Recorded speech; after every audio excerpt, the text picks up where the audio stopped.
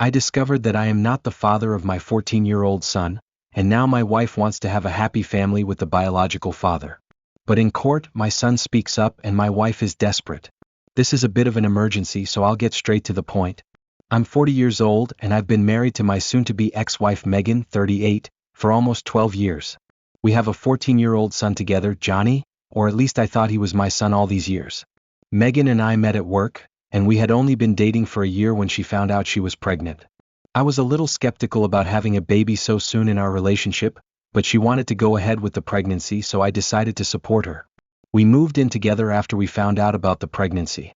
When Johnny was born, I never even considered doing a paternity test because Megan and I were in love, and by then I was sure Johnny was my son. I felt very connected to him, and he even looked like me, with both of us having dark hair and eyes.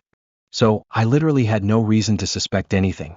However, a few months ago I found out that he isn't actually my biological son, and Megan had been lying to me all this time.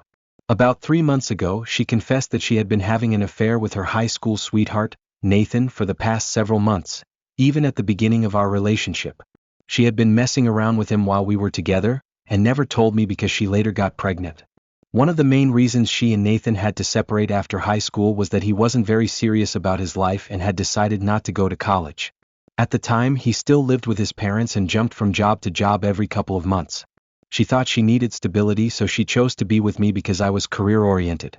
She said that if she decided to stay with me, she'd be betting on the right horse. But now, she had realized that money wasn't everything and was in love with Nathan, so she wanted to build a life with him. Plus, he had had enough time to change, and now he owned his own business, so she no longer needed to worry about money. When she confessed everything to me, she told me that she had taken a paternity test and knew from the start that Johnny wasn't my son, but she had kept quiet because I seemed so happy being a father, and she didn't want to ruin our relationship. She also made Nathan promise that he would never mention their affair because she didn't want to risk our relationship, and for his happiness he stayed away. However, they reconnected at a high school reunion nearly 6 months before she finally told me the truth, and they rekindled their relationship. As he was well established and still in love with her, and she realized that she still loved him too, she had to leave. It was a horrible moment for me because I had been with this woman for so long, built a life with her, and yet this is what she was doing to me as if I meant nothing. Anyway, after telling me the truth, she left the house with all of her things, but Johnny stayed with me because he didn't want to go with her. She hadn't even consulted me before telling him the truth, and he knew everything before I even got home from work. So, the two of us ended up consoling each other and agreed on shared custody of Johnny, because no matter his biological paternity, he was my son completely. I had raised him and no one could take that away from me, not Nathan, not even Megan. I spoke with my lawyer and filed for divorce hours after finding out the truth.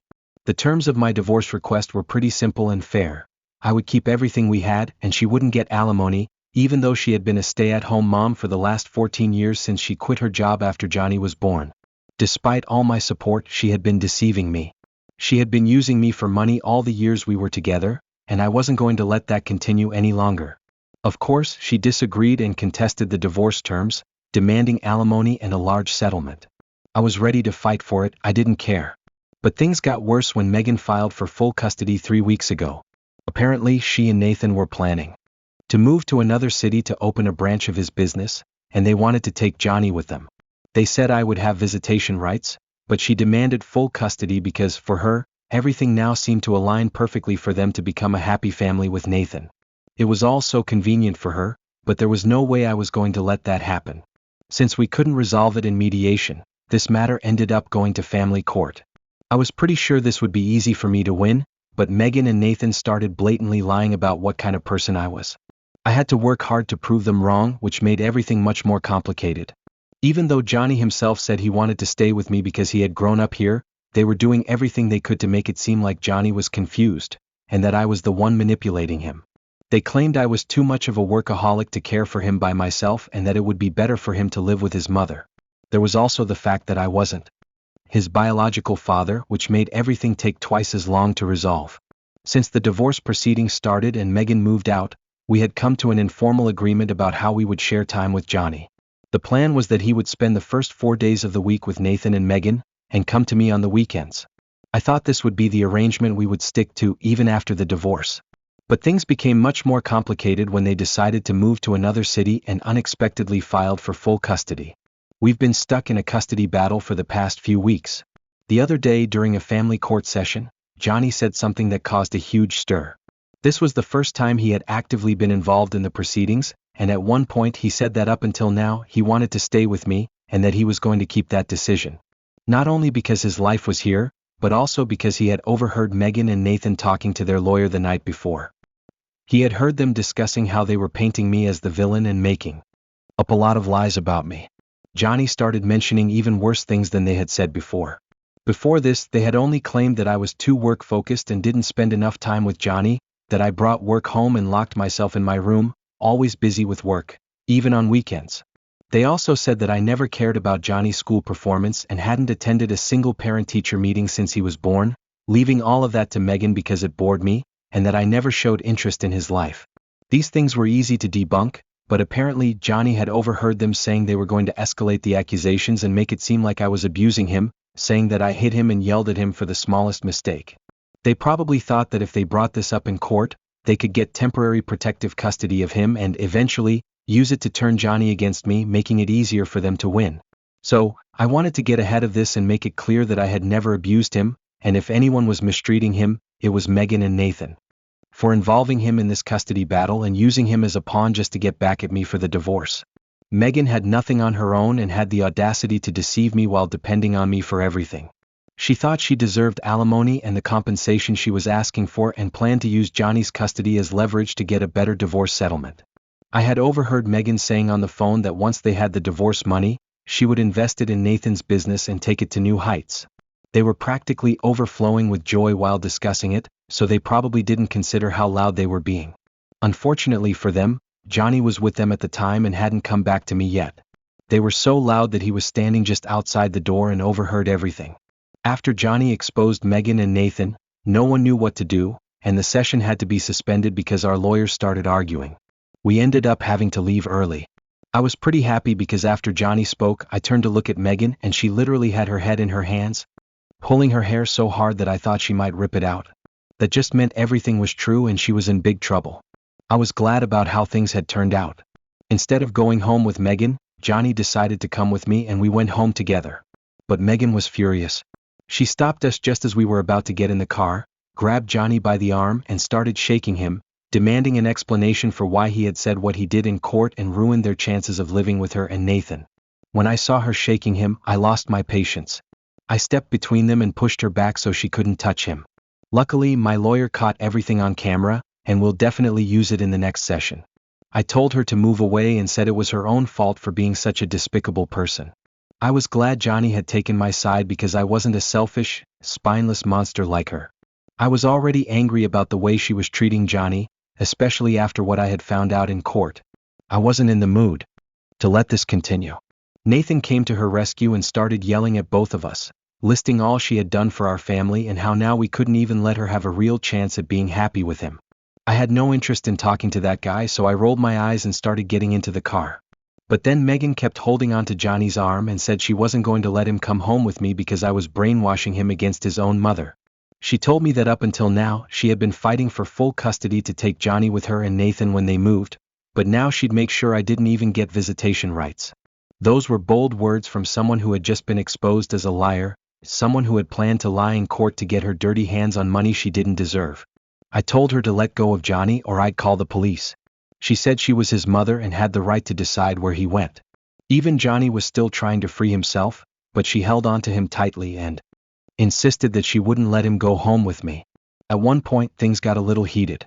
Johnny is pretty built for a 14-year-old, while Megan is small and not very strong, so Johnny did the only thing he could. He pushed her off with all his strength to break free and get into the car, slamming the door shut. After being shoved, she started yelling at the top of her lungs that I was encouraging my son to attack her and that she wasn't going to let this happen. I thought it was unfair for her to say that because he didn't attack her, he just tried to free himself. Maybe in the process she got pushed a little and fell, but Nathan was there to catch her, so nothing serious happened. Well, apparently that didn't matter because she and Nathan stayed in front of our car, claiming they would make sure I lost custody of Johnny if I was encouraging him to be violent just because things weren't going my way. According to them, I was clearly unfit to be a parent. It wasn't until I honked the horn for so long that the sound finally stopped working that they moved out of the way and let us go home. It's been a couple of days since then, and I'm still wondering if I did the right thing by not scolding Johnny for pushing his mother. He seems completely unaware of it all, but I'm in a dilemma now because that day he definitely pushed Megan with a lot of force and he's very strong. I don't want him to repeat that behavior with anyone else, but under those circumstances, I feel like he was justified in what he did. Anyway, I'm confused about whether Megan was right or not because Johnny has had issues with violence in the past. So, did I mess up by not scolding my son for pushing his mother? Update 1. Some of you asked why I mentioned that Johnny has had problems with violence in the past. It's because a few months ago he was having trouble with bullying at school.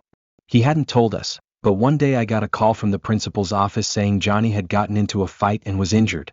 The boy he hit in the face was hurt even more. Apparently that kid had been bullying Johnny for several weeks. Johnny had initially ignored him, but then the bully started crossing the line, insulting our family. Johnny didn't like that and he told the kid to stop a couple of times. When the kid didn't listen and even tried to vandalize his locker with insults, Johnny just exploded and hit him. So there was a fight in the hallway. Of course, I told Johnny that violence is never the answer because I don't want him getting into fights or trouble. But in a way I was proud of him for standing up for himself. I guess Johnny has never been violent unless the situation called for it, and I think that's a good thing. Even in this situation with his mother, he was just trying to free himself. He wasn't trying to hurt anyone. Megan misinterpreted the situation and is trying to use it against us, but I'm not going to doubt myself.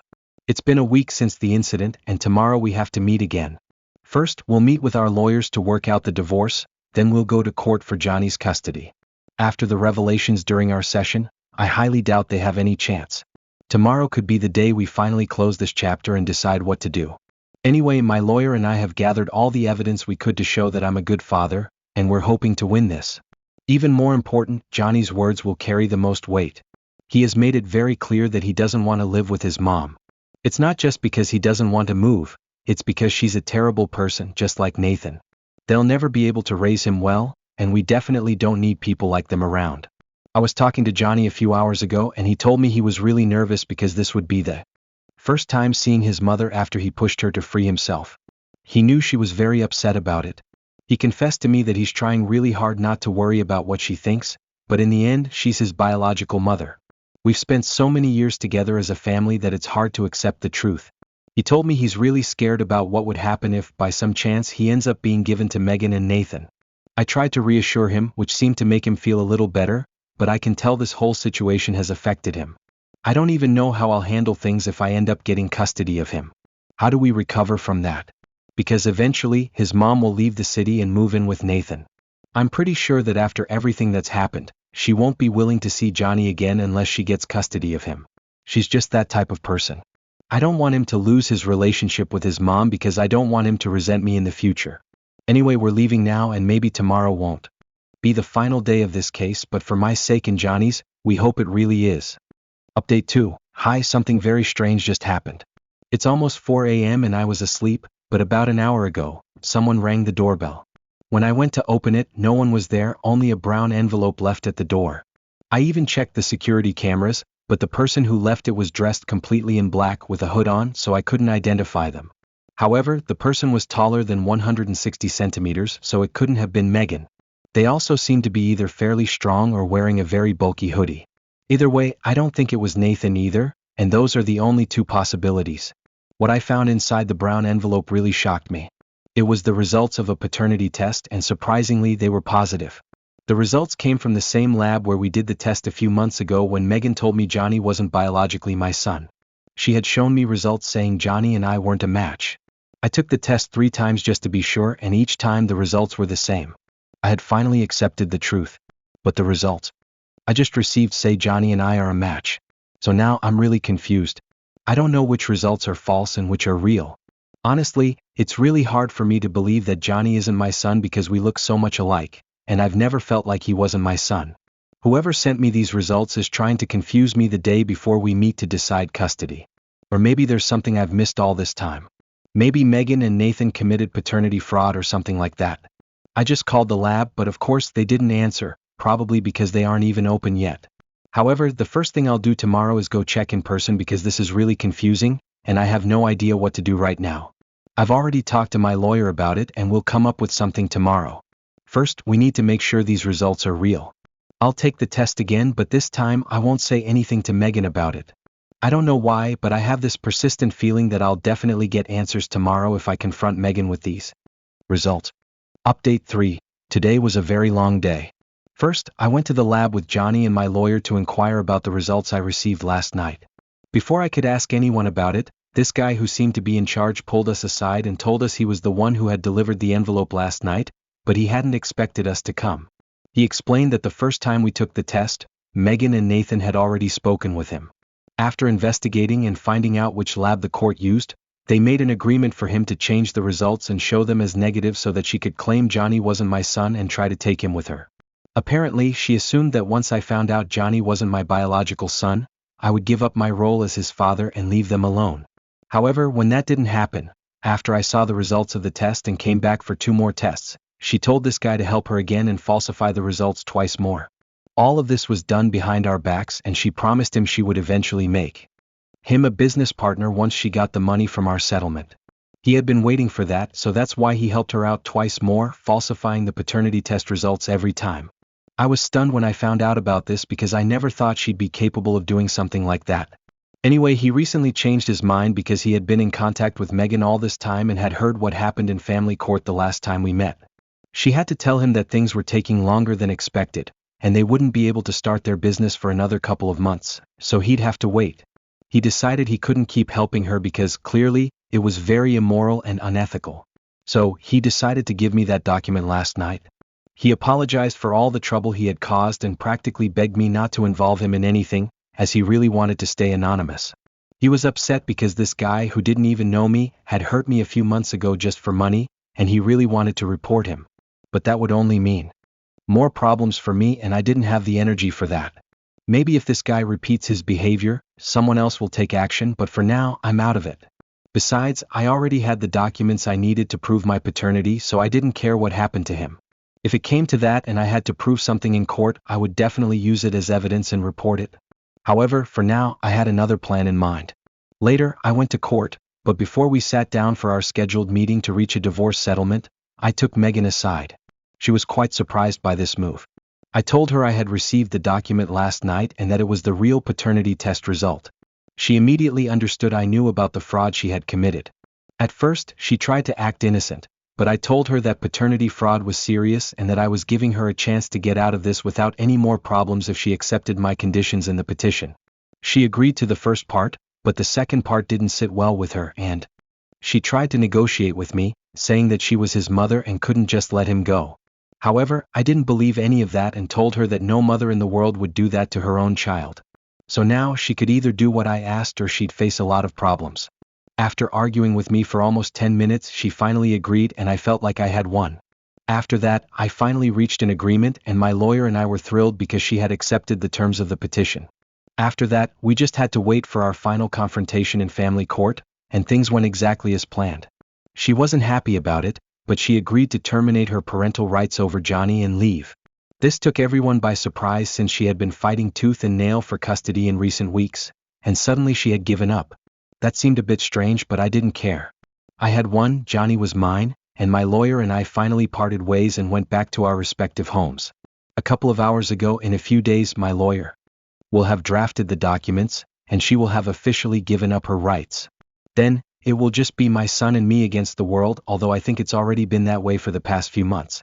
But I can't wait for all of this to officially end so I can finally try to move on with my life because it's been very intense. For now, Johnny is extremely happy with the situation, and I am too, so we're just trying to make the most of it. Update 4. It's been a little over 4.5 months since the last update, and I'm now completely divorced and living with my son. It's been extremely good for us because we've removed the toxicity of my ex-wife from our lives. Even Johnny is happy not having to see her because in recent times, he had started resenting her for what she did. Johnny just turned 15 recently, and although many people congratulated him and attended his birthday, his mother didn't even bother to send him a text. That shows she never truly cared about him. I didn't reopen my account just to tell you that, but to update you on the situation with my ex-wife and also answer some questions. One question that came up a lot last time and that I left unanswered had to do with taking legal action against the lab employee and also against my ex. But as I explained before, and that's why I didn't respond, I was just tired of so many legal processes. I just wanted a quick way out of all of this and I took it. Some people might have expected revenge or whatever, but the truth is that being dragged through court for months isn't pleasant. So the best thing was to put an end to it and get back to my normal life, even for Johnny, who was also being affected by all this. In the end, I'm a firm believer that karma catches up with everyone. So, sooner or later, my ex will get what's coming to her, just like everyone else who wronged me. This update is partly about that, because some form of divine punishment, if you want to call it that, has already caught up with my ex. Nathan finally decided to cut her off completely because, after they couldn't get any money from me, which would have helped them open a new store, he didn't want to share his business with her.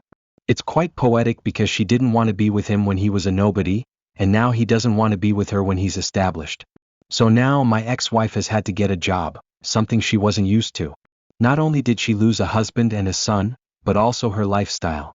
But that's what happens when you do wrong in life, at least in this case. And if you're wondering how I know all this, no, I haven't spoken to her or anything like that. We just have mutual acquaintances who've been able to tell me all of this. Luckily, she hasn't shown up at my door or tried to contact us, and since some time has passed since all this, I don't think she will either. Am I the asshole for not complimenting my husband when he does chores around the house? My husband, 36M, and I, 29F, both work full-time, contribute to groceries and share household chores. There are certain tasks that we each tend to take care of more often, but we help each other when needed. I work later in the day and finish much later than my husband, while he starts early and finishes earlier. Last night, after working until 9 p.m., I came home exhausted and went straight to the couch. My husband was standing in the kitchen and asked me, "Do you notice anything?" I looked around and said, "No." He then told me, "I cleaned the kitchen." I chuckled and said, "Well, I cleaned it this morning before I left for work." He then got a little defensive and said, "Well, I unloaded the dishwasher and washed the frying pan in the sink." At that point, I doubled down and mentioned that I had also unloaded and loaded the dishwasher and washed his breakfast dishes that morning. This seemed to upset him, and he said, "You could have just said you were proud of me."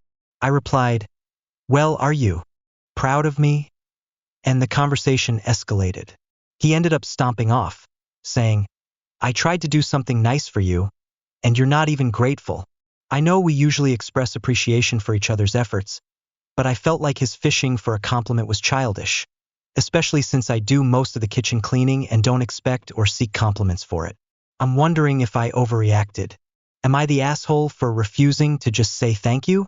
Am I the asshole for keeping food from my wife? My wife loves fruit and eats a lot of it. Since I'm the one who buys most of our groceries, I try to keep the house stocked with fresh fruit. Apples, peaches, figs, plums, whatever's in season, it's usually on our counter. Right now, it's persimmon season. We have different preferences when it comes to persimmons.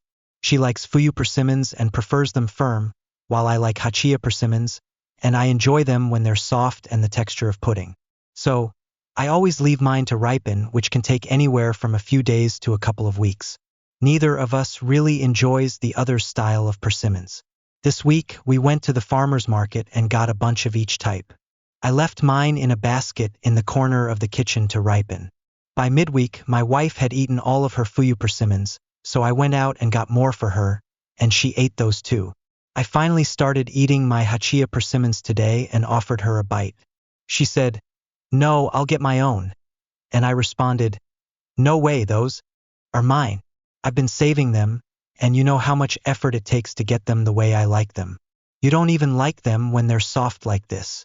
She got upset and said that this has been an ongoing issue in our marriage. Apparently, I always designate food as mine. According to her, all food should be for anyone to eat whenever they want it. I, however, disagree. I make an effort to leave her the things she likes.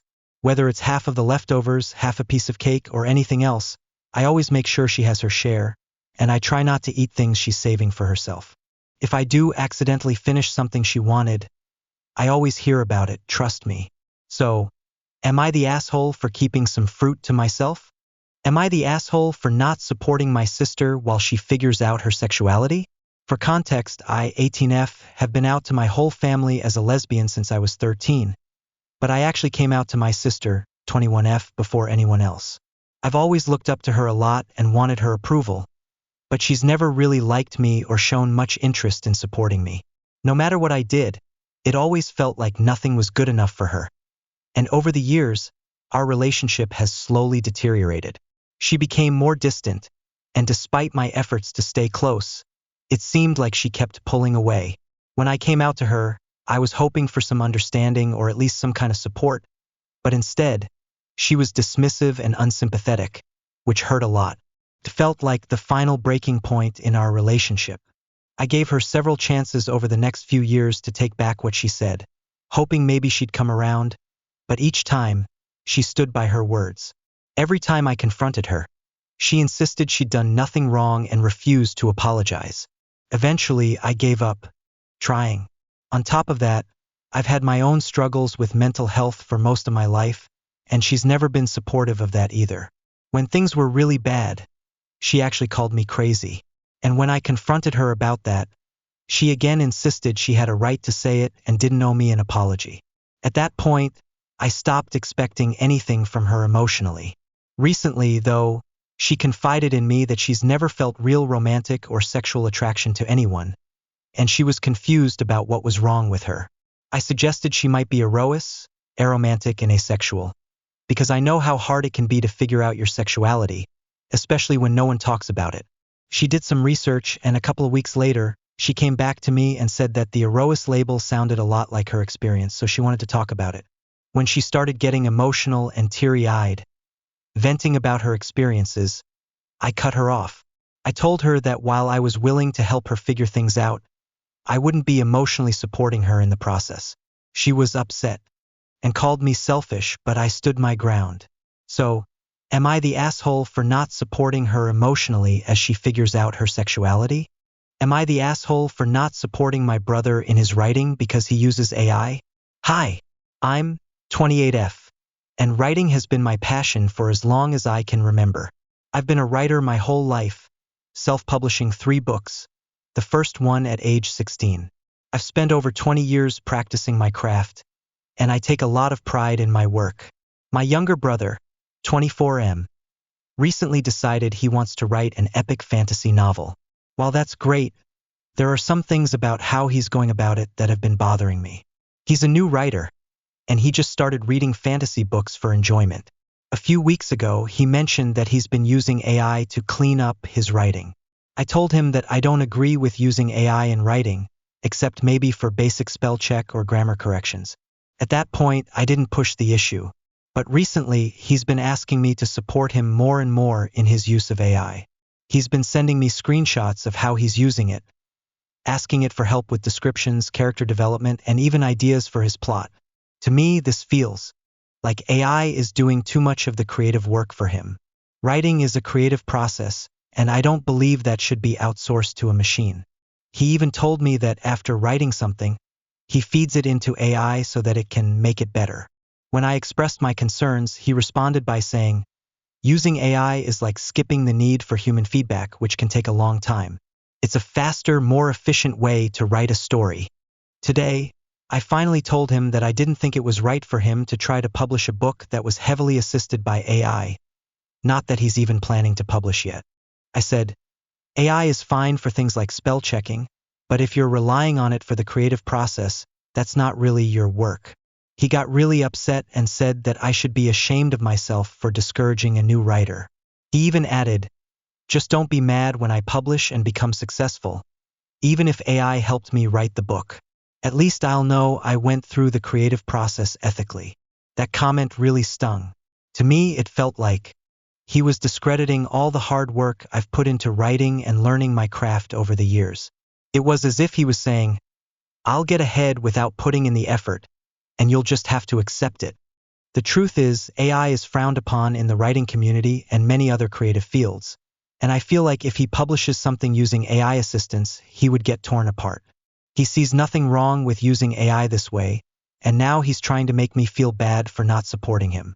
He says that I'm being unsupportive of his writing journey and even went so far as to accuse me of not encouraging him as a new writer. So, am I the asshole for discouraging the use of AI in his writing? Am I wrong for not supporting him just because his creative process involves AI? Update: AITA for leaving in the middle of dinner because of pumpkin pie? Hello.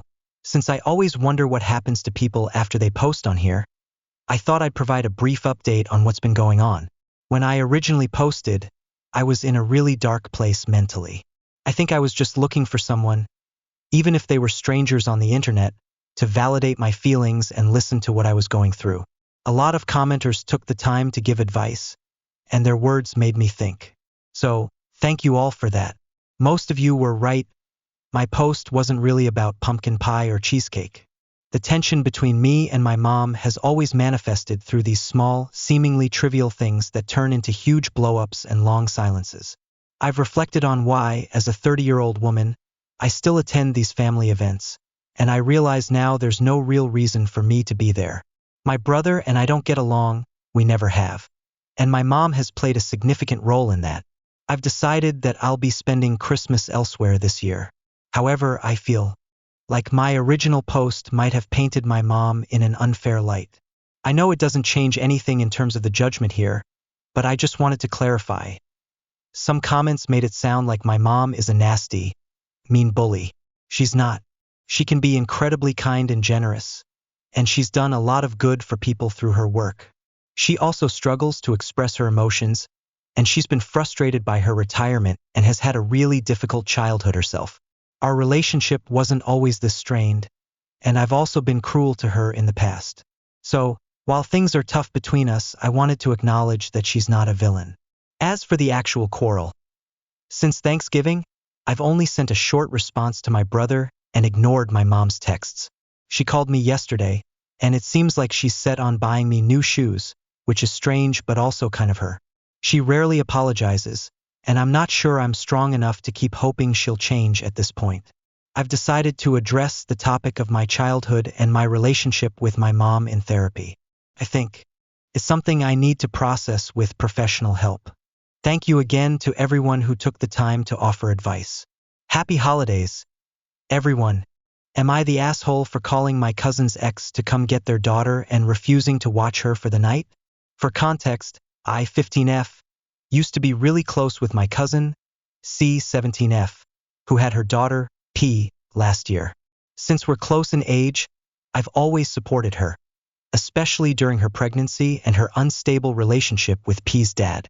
Over the past year, I've spent a lot of time with P, taking her to the park and the gallery. So when C asked me to babysit for the evening while she went out with friends, I happily agreed because I love both of them. Everything was fine at first, but by 11:30 p.m., when C said she would be back, she still hadn't shown up. She wasn't answering my texts either. Since P was asleep, I thought maybe she just lost track of time, but hours passed and there was still no word from C. This wasn't like her, and I started getting really worried. I tried calling her friends and checking her location, but she had turned off her phone. This was strange because she always shared her location with me. Finally, at around 3 a.m., C texted saying she was staying over at a friend's place because it was late, and she didn't want to pay for a taxi. By this point, I was exhausted and upset. I felt like she'd left me in the dark and had essentially made me watch P all night without even asking if I was okay with that. If she had communicated her plans with me, I would have been more understanding, but it didn't feel right for her to just assume I'd stay, especially since I'm only 15. I debated just staying the night until morning to talk to her, but then P woke up screaming, and I couldn't get her to calm down. I was overwhelmed and didn't know what to do, so I decided to call P's dad, C's ex, for help. After explaining the situation to him, he came over with his mom to pick up P. I texted C to let her know where P was, then crashed on her sofa for the rest of the night, planning to leave in the morning. When I woke up, C still hadn't responded to my messages, so I went home and told my parents, who supported my decision. Later, C called me furious, accusing me of betraying her and siding with her ex. She also claimed I dragged P into her issues with him. I tried to explain my perspective, but she hung up. A few days later, she sent me a long message saying how hurt she was and blaming me for breaking her trust. Now, I'm getting messages from C's friends and even my aunt, saying I shouldn't have called her ex and should have just stayed the night. But I'm confused because P regularly sees her dad, has stayed at his house before, and I never agreed to watch her overnight. So, was I wrong to call P's dad and not just wait it out? Or was I right to do what I did? Am I the asshole for turning down the person who helped me get divorced? I, 40F, have been going through a difficult divorce for the past 3 years, and I finally received the decree this week. The process was tough because my now ex-husband constantly messed up paperwork, skipped hearings, and generally made things difficult. But it's over now. For context, my ex-husband was the one who filed for divorce, stating that he had fallen in love with someone else. They didn't work out, but that's not the issue here. I didn't want the divorce, so I told him that since he initiated it, he should handle everything, including paperwork and fees. He agreed and covered all the fees. The divorce was finalized thanks to the help of a friend of mine, who has been in my life for over 20 years. He works in family law and kindly offered to assist me with the disorganized paperwork and other aspects. I have been in a relationship with my boyfriend for 2 years. I've been separated from my ex for 3. My friend knew about this relationship, and my boyfriend and I had invited him to meet several times. We'd had lunch and dinner together, and he had visited my home, where there are many photos of my boyfriend and me. Today, my friend invited me to lunch, and during the meal, he suddenly asked why he never had a chance with me. I was shocked, as it felt like he was expecting something in return for helping me with the divorce, almost as if it was a transaction. I helped you get out of your marriage, now you owe me. I bluntly told him that he knew I wasn't single, and I didn't understand why he was asking. I tried to hide how offended I was. I felt it was disrespectful to disregard my relationship, but I'm not sure I did a good job. The more he pushed, the firmer I became in telling him that I wasn't going to leave my boyfriend just because he helped me. Eventually, he broke down in tears, saying, "If it wasn't you, then there's no one," and walked out of the restaurant. I had already paid the bill and ordered a meal for my boyfriend, who was waiting at home. Looking at it now, it seems like an obvious, not the asshole situation. But here's the thing. I suspected for a while that my friend had feelings for me. When I was married, for over 10 years, we lost touch because my ex-husband insisted that he respect the other man's space, even though it wasn't necessary. After I separated from my ex, my friend reached out to me again, knowing I was dating someone, although at that point it wasn't too serious yet. I accepted his help, even though I had a feeling he might be hoping for something more. I now feel bad about accepting his assistance, especially since I knew deep down that this situation might arise. But I didn't want to cancel our lunch because I didn't want to seem ungrateful after he'd helped me with the divorce. Edit asterisk some comments mention this, so to clarify, I did pay him. He is the best family law attorney in the area, and I paid him in full for his services. I don't feel like the asshole for turning him down, but I do feel bad for continuing the friendship and contact knowing there might have been unspoken expectations. So, am I the asshole for turning him down or for keeping the friendship? In the first place, am I the asshole for lashing out at my mom about my sister's advent calendar compared to mine? I'm 16F, a twin, and every year, my mom gets us advent calendars in the lead up to Christmas. This year, my sister got a $75, 24-day advent calendar full of makeup, which she's really into. Meanwhile, I got an $8, 12-day advent calendar full of hot chocolate mixes. And I don't even really like hot chocolate.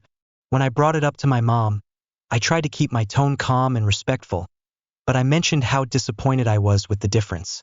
My mom immediately told me I shouldn't complain because some kids don't even get anything. And then she yelled at me for lashing out at her. I understand why she's upset. I know I'm lucky to have anything at all. But this isn't the first time I felt like my mom favors my sister. For example, she always makes it a priority to show up to my sister's softball practices, but skips my choir concerts. She buys my sister expensive gifts while I get very little, if anything, in comparison. My sister even has the master bedroom with her own bathroom, while I have a room that's tiny, barely bigger than a closet. It feels like my sister's interests and comfort are always given priority over mine. It's not about the money or the gifts per se. It's more about how it feels like my mom doesn't really consider what I would enjoy or appreciate. I would have loved something simple that reflects my interests, like art supplies, stationery, or even snacks. The hot chocolate advent calendar just feels like it was picked randomly without any thought about what I actually like. I can't help but feel like my mom doesn't like me as much as my sister. I look a lot like my dad, her ex-husband, and I guess I act like him too. Sometimes I wonder if that's why she treats me differently. It's hard not to feel that way when I feel so overlooked. There are times when it gets so overwhelming that I even think about running away, getting on a train, and going somewhere far away from my family. I feel guilty for feeling this way because I don't want to seem ungrateful. I know my mom probably doesn't mean to hurt me, but the favoritism is hard to ignore. So, AITA for lashing out at my mom about this? I didn't know there could be a day too hot for planes to fly, but I guess I should have, because Lord knows it's entirely too hot for anything else to happen. I figured I should still take the dog out, but honestly, as soon as I opened the door, he looked at me with these doleful eyes like, "Are you kidding me?" Makes sense. I was ready to crawl out of my underwear and just walk around with a creatively placed fig leaf or something. So you gotta figure it's even worse for a furry guy. When we went back in, I dug an old t-shirt out of the laundry bin to use as a sweat rag, and the dog wedged himself underneath the couch. My mom used to call these hairdryer days. She spent a lot of time with hairdryers, so I guess she would know. It fits, I figure, the way that there's no wind but the heat still finds a way to wrap your face in its steamy breath, which smells unwaveringly like rotting garbage since you can't walk 2 steps without bumping into another too-hot trash bin. I hear people lose their minds in the heat, killing each other and stuff, but I've never understood that. For me, it's like drinking slow-motion juice. Walking to and from the pharmacy during this heat wave has just been me mouth-breathing in public, stumbling between the little patches of shade on the sidewalk like a drunk dude. For the first hour after we open, the customers have to ask me the same question at least twice before I can process what they said, just from those 10 minutes in the sun. So no airplanes. Not a one. I called my sister. Like nothing? She said. I could hear my nephew shouting something about cereal in the background. And okay, if I was going to shout about something, it may well also be cereal, but that little guy is always loud, and I mean always. He even has a t-shirt that says, "You can hear me coming," in big black letters. And am I the only one who is baffled that people keep making these t-shirts that encourage little kids to be jerks? I'm talking those shirts for girls that say, "I'm daddy's little princess. Carry me." Or the ones for boys that say, "If homework is work, when do I get paid?" Or the ones for whoever that just say, "My sister did it." You couldn't pay me to wear a shirt that says, "I tell women how to park," or some other embarrassing garbage. Like nothing, I confirmed. Extreme weather warnings, apparently. Well, I guess that makes sense.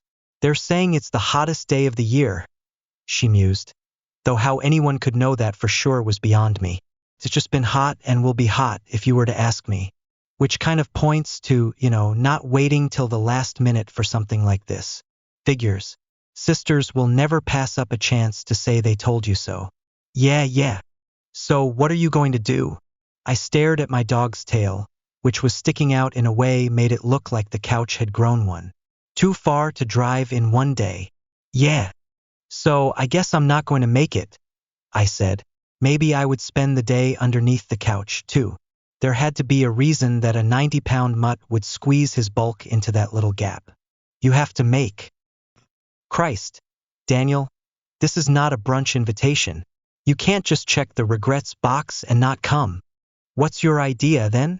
This is not my problem, she snapped, and then pulled the phone away from her ear to hiss a threat to my nephew about where he might find himself the next time she had to remind him to lower his voice. All I know is that I'm getting dressed at 4 and getting there at 5, and you'd better be at the church by then. Helpful. I hung up. What were my options to travel across 2 states in 4 hours, if there weren't any airplanes? Ironic that usually 2 states felt like not nearly enough space between my house and my family's, but that today it was too much. My mom probably would have said the same thing as my sister about not booking a flight for the same day you have to be somewhere. Which, fair, but my mom wouldn't have understood the problem of not wanting to stay overnight in a house with a wannabe ESPN announcer in miniature. Delta announced that I could rebook my flight for tomorrow with no extra charge, and that they would even give me a meal voucher for my trouble. I wasted a while on hold with the airline just to have them tell me that no, they could not charter a plane in dangerous conditions just because my ignorant behind had failed to properly plan ahead. You don't understand, I said. I'm not trying to make it to a beach trip or something. This is.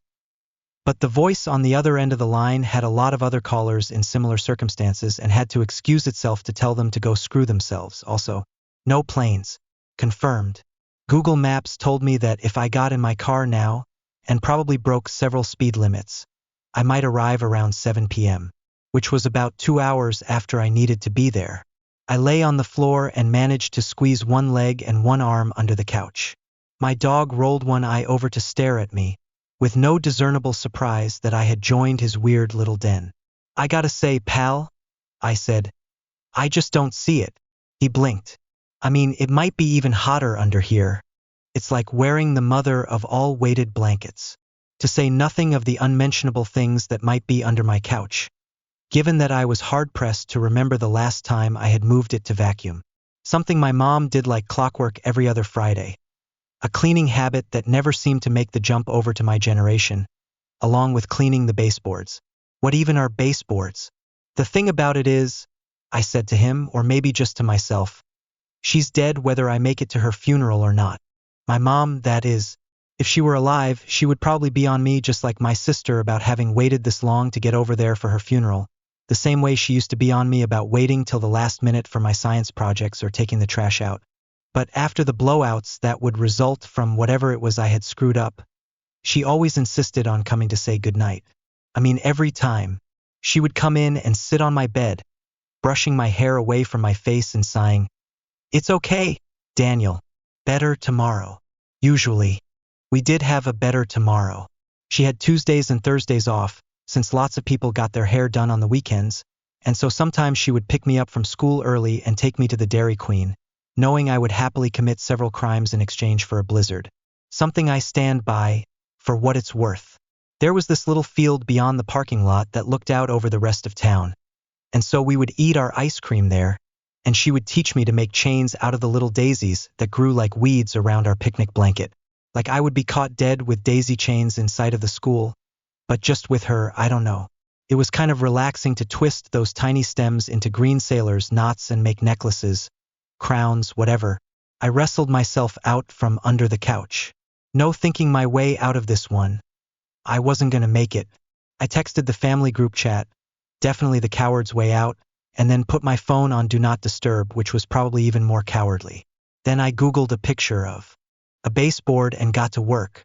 My dog wasn't thrilled that I was spraying cleaning solution everywhere, and even less thrilled when I pulled out the vacuum. Neither was I, to be honest. It's not like I'd been leaving my place a mess because I love living in a mess. It's just harder than it might sound to keep it clean while carrying around the piano weight of missing my mom. But I wasn't on the plane that would take me to her funeral, so I might as well be sweating it out here, even with my AC wheezing as hard as it could be, doing all the stuff that she would have done if it were her house. Windexing the mirrors, for instance. And okay, I didn't have Windex, but it still looked surprisingly different even just to wipe off the toothpaste splatters with Clorox. Took me the better part of the day to get the house clean. And I'm talking clean, like fridge shelves wiped down, all the trash out on the curb, floors sparkly enough to lick, etc. The dog, now the dirtiest thing in the house other than me, looked at me with some nervousness. "It's okay," I told him. "I have another plan for you," which, if he'd been a fluent speaker of English, was probably the creepiest thing I could have said. But he seemed to react only to the "it's okay" part, and came to put his chin on my sweaty, grease-covered knee. I appreciated the gesture. I leashed him up and we started a Neanderthal-style trudge through the dusky light. You might think that the heat would be less intense by the evening, but for my money I could tell no difference. Maybe I was just extra hot from all that cleaning. The dog looked just as irritated as he did this morning, but this time I didn't waver. "If I'm out here, you're out here, pal," I muttered. No Dairy Queen in my town, and besides, that blizzard would have been a puddle in about 30 seconds out here. But we did have a parking lot that faced a field, and when he saw all that grass, my dog seemed to remember that he was a dog and started loping towards it, tongue hanging sideways out of his mouth. I let him go and slide myself down against a tree trunk, which I swear was even hotter than the air. No wins for Daniel today. My sister had sent a long string of unrepeatable texts to me all day, which I was pretending not to have gotten. Out here my phone would overheat soon anyway, so no harm in checking again, I figured. There were a lot of promises of revenge and rants about my general uselessness as a brother. But at the very bottom, there was something a little less vicious. We're gonna say goodbye to Mom without you, so you'd better be saying goodbye to her without us. Well, what else had I been trying to do? Every minute since she died. The heat hadn't fried the little daisies growing in the shade of this tree, so I picked them. To my surprise, my fingers remembered how to tie them into those micronauts, even though my brain didn't. My dog returned, totally winded from one meandering loop around the field, and flopped onto his belly next to me. At least the shade was growing as the sun went down, shadows pooling around my feet like water. My dog put his big head down on his paws and sighed through his nose the way dogs do, like they've just spent all day working the mines and they couldn't be more tired. I put my little daisy crown on the crest of his skull, which he permitted generously. "It's okay, big guy," I said, kind of to him but mostly to both of us, if I'm being honest. "Better tomorrow." When the doctors asked him if he wanted to hop into a frying pan, Alexander of Severe Level 3, long acquainted with Dr. Tung, knew they meant they wanted to trial a new drug or a new treatment. Alexander said okay because he was tired of being shut up all day in the institution and wanted to travel to the testing lab. More importantly, he had lost a central piece of himself to shrapnel when he stepped on a landmine 11 years earlier, and continued to perplex what was left of his cerebral cortex with the hope of its recovery. The doctors assured Alexander that the new treatment, which had to be administered far from the city to avoid electrical effects, had worked well on animal subjects, and if Alexander of Severe Level 3 would scrawl his agreement on the bottom of a standard form, he could find his way home again. Home seemed a dream, but a pleasant one. Once, when he was a small child at the county fair, Alexander, then of innocence, had far wandered from the hand of his mother, who was busy with cotton candy or ice cream. He had been blinded by the midway bulbs, deafened by the shouts of shills, and had begged a tall cowboy for help. Home at that time was not only a pleasant dream, but the possibility of its loss a nightmare. Now, absent an essential piece of himself, and with the prospect of finding it again without the need to return to the war jungle of snakes and booby traps, Alexander scrawled his agreement and climbed into an institution van with a doctor and a driver who somehow resembled a beautiful cow. They both wore important badges and faces. Alexander watched the bridges and buildings pass as the van moved through traffic toward the point where the natural earth escaped the clutches of the city. He hadn't been outside the institution in 11 years and stared at the apartment towers with their multitude of windows and balconies. Some of the balconies held human figures aloft. "Why don't they jump?" he asked the doctor. "They aren't missing a piece of themselves," replied the doctor. That made good sense to Alexander of Severe Level 3. He knew something in his head had blown into the treetops all those years ago when he walked point in the jungle with his brothers, but he wasn't sure what it had been. He might have been a painter before the war or maybe a carpenter. The only thing he knew with some certainty was a faith that tickled his blood. Somewhere lived a God that smiled. Once outside the city but still a long distance from the testing lab, they left the main highway and drove past fields of corn and wheat. "Cultivation is the most vital labor," said Alexander. It was something he had read long ago. He wasn't sure it was true, but it did make a certain sense. "Yes," said the doctor. "But why is that?" asked Alexander. "Well, we all have to eat, I suppose." Alexander of Severe Level 3 sat back in his seat, satisfied with the answer, and chewed a memory that had ripened into an edible fruit of a time in the war before the landmine blew him into the institution. He had stood around a fire with 3 or 4 other soldiers and tossed live shells one by one into the flames. The idea was not to flinch when they exploded, and with any luck, not to get bullet-pierced. One guy did receive a hit. That fractured his jaw, and through the wonder of medical evacuation and the benediction of medical discharge, returned home where the only institutions he had to suffer were those of reconstruction surgery, family life, and a dull factory job. Those were the lucky ones, thought Alexander, as the institution van climbed into the mountains above the husbandry. Some never came back at all. Some came back without a leg, without a functioning set of organs, or worse, without a memory of who they had been, or why they had thought it necessary to offer their youth when the government called. If he had to guess, Alexander would say that, at the time, he had volunteered to protect his way of life, but since he had lost whatever that way of life had been, he couldn't say for sure it was worth protecting. The doctor reached over and poked Alexander's arm. "We're almost there," he said. Alexander of severe level 3 nodded and shifted in his seat. He was ready to find what he had lost. They came to a gate with a sentry station, and after the ritual of identification, entered the grounds of the testing facility. It sat on a gently sloped hill and had the look of a former ranch. Alexander thought he heard an animal. "Do you have cows?" he asked. The long afternoon shadows could hide most things. "It's just the wind," said the doctor. "We'll start in the morning." The next day, the doctor came for Alexander early. After a light breakfast, they walked outside and sat on a bench. The sun birthed a blue day. "I wasn't honest with you," said the doctor. "When? At the institution, when I said the animal tests worked well. What happened? Some of them died."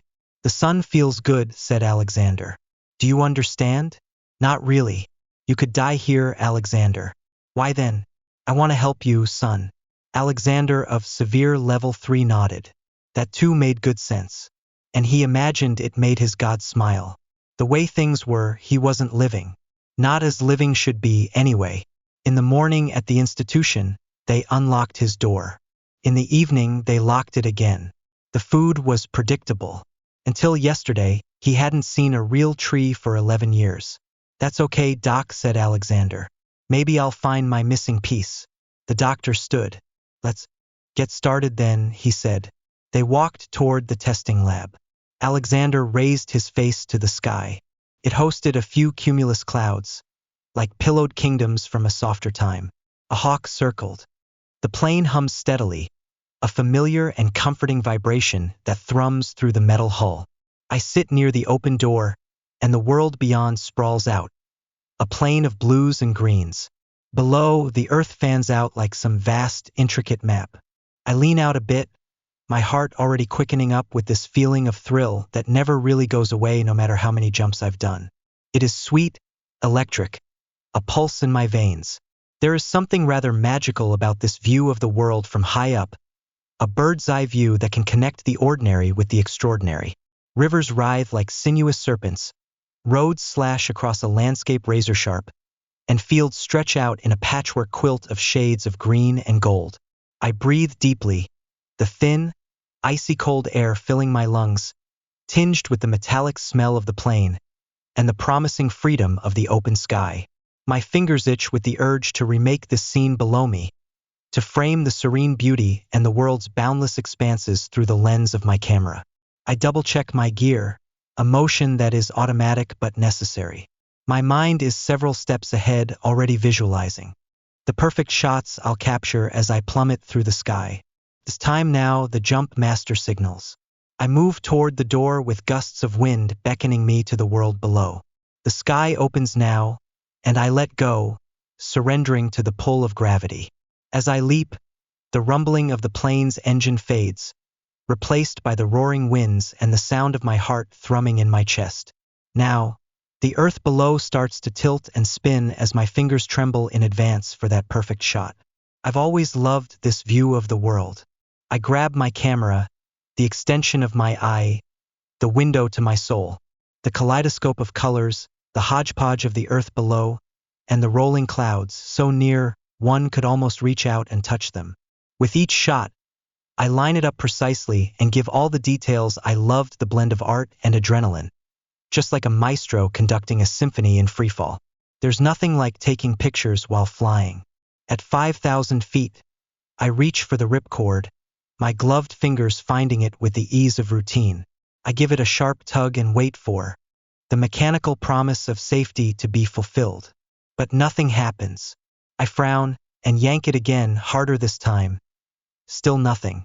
An icy tendril of dread begins to coil in my chest. 4,500 feet. I grit my teeth and reach for the reserve chute, my mind a well-practiced mantra of calm. I'd be fine. I've never had to use the reserve chute, but I'd be fine. But as I yank on the handle, I feel the same terrifying void of response. No reassuring jolt, No billowing canopy above to halt my rapid plunge toward earth. Panic, a cold and foreign intruder, claws its way up my spine. It's not fair, I grumble. The wind takes the words. The chances of losing both shoots are almost nil. Yet here I am, free-falling towards an inevitable, unthinkable demise. Never again will I see the twinkle in my daughter's eyes as I tickle her relentlessly. I will not taste the sweet strawberries of Emma's favorite lip gloss on her lips, nor feel the warmth of her breath as she whispers sweet nothings to me in the dark. My ears won't hear my son's excited chatter as he shows me his latest Lego configuration. My nose will never again be graced with the aroma of my wife's homemade cookies. I scream. The sound is stolen by the roaring gusts of wind around me. The cold fingers of fear wrap around my throat, strangling me until I could hardly breathe. But I steel my mind. My last thoughts should be of my family. For 1,000 feet. My hands shake now, fumbling for the photos I always carried. Little squares of frozen time, each one a heartbeat of joy and love. I grasp them, the world blurring around me as the descent hums, becoming a simple background to the vividness of my memories. That summer's day in which the leaves beamed with an overspill of sunlight that seemed liquid gold. I remembered that my daughter, Lily, was no older than 5. Her laughter echoed in peals as she ran after butterflies fluttering in the sunlit garden overgrown with flowers. I recalled how her auburn locks were haloed by curls, dancing in the light breeze. I captured her joy, immortalized in just one frame. 3,500 feet. The ground reared up to meet me, an unforgiving canvas of brown and green. My breathing came out in shredded gasps, as my mind became a frantic shutter clicking through the slides of my life.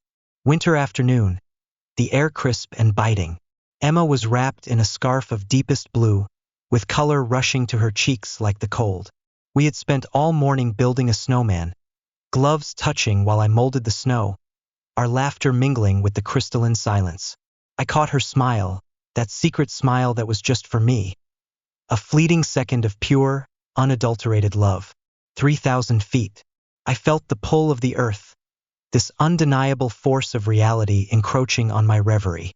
Now, the wind was a howling beast, the sky a vast, uncaring expanse. It was a lazy afternoon.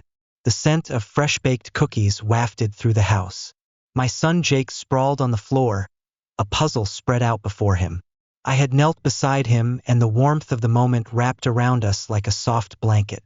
I snapped a picture of Jake's concentration, brow furrowed for the serious task of play. 2,500 feet.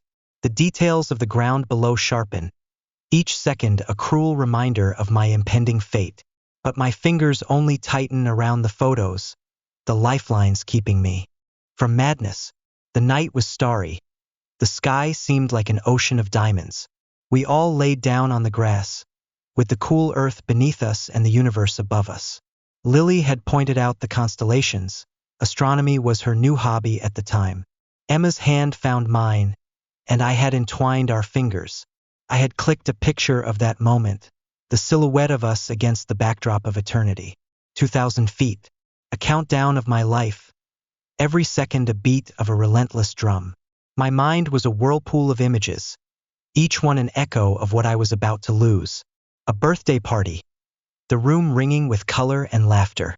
Jake's face was aglow as he blew out the 8 candles. Lily was clapping her hands in delight. Emma had her arms slung over my waist, her head buried into my shoulder. There, in one scene, I had caught it all, love and joy. 1,500 feet. Ground was no longer an abstract term. It was a rapidly approaching fact.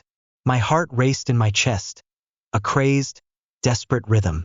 A family vacation, the beach stretching out in endless waves, the smell of salt and sunscreen, the cries of seagulls wheeling overhead.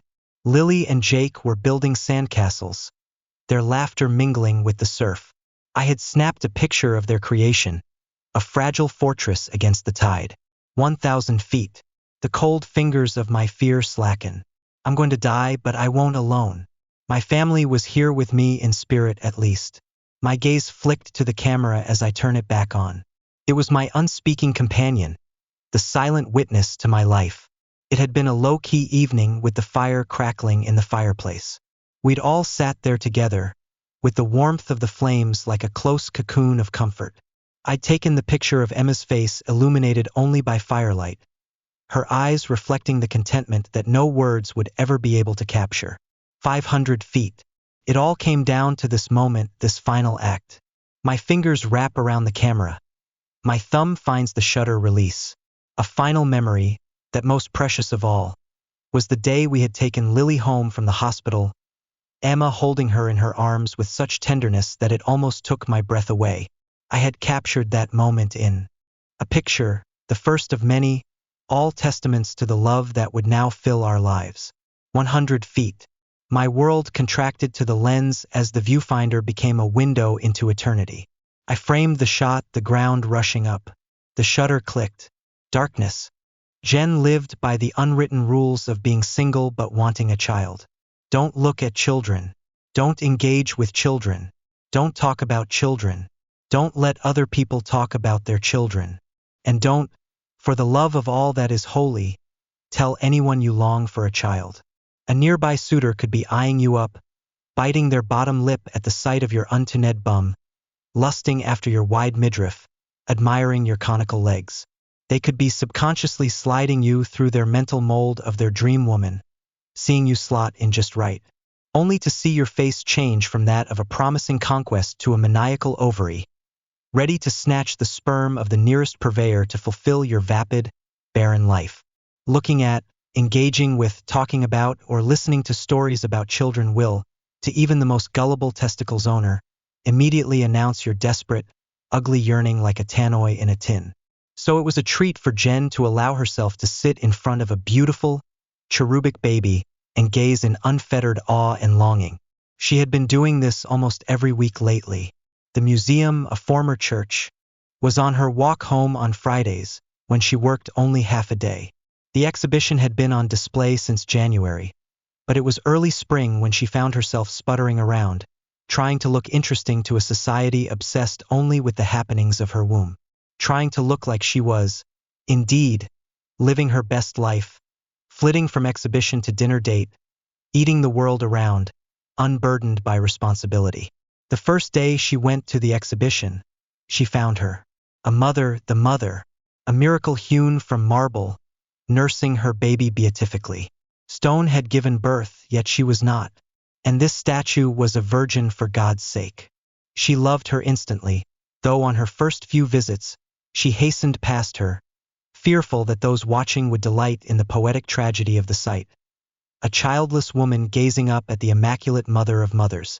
Jen's childlessness oozed out of her. It soaked her sheets and rattled her guts. It was a repugnance only she seemed to acknowledge. But she noticed it so solidly for the last 2 years, she had thought of little else. She tried to hide her childlessness from onlookers, mask it from bystanders, but it was in vain. She knew that all who saw her, saw a woman, not a mother. All who saw her, with their modern views and progressive thoughts, forgave her on sight, of course. But the flash of forgiveness was mortifying. She felt it from everyone she encountered.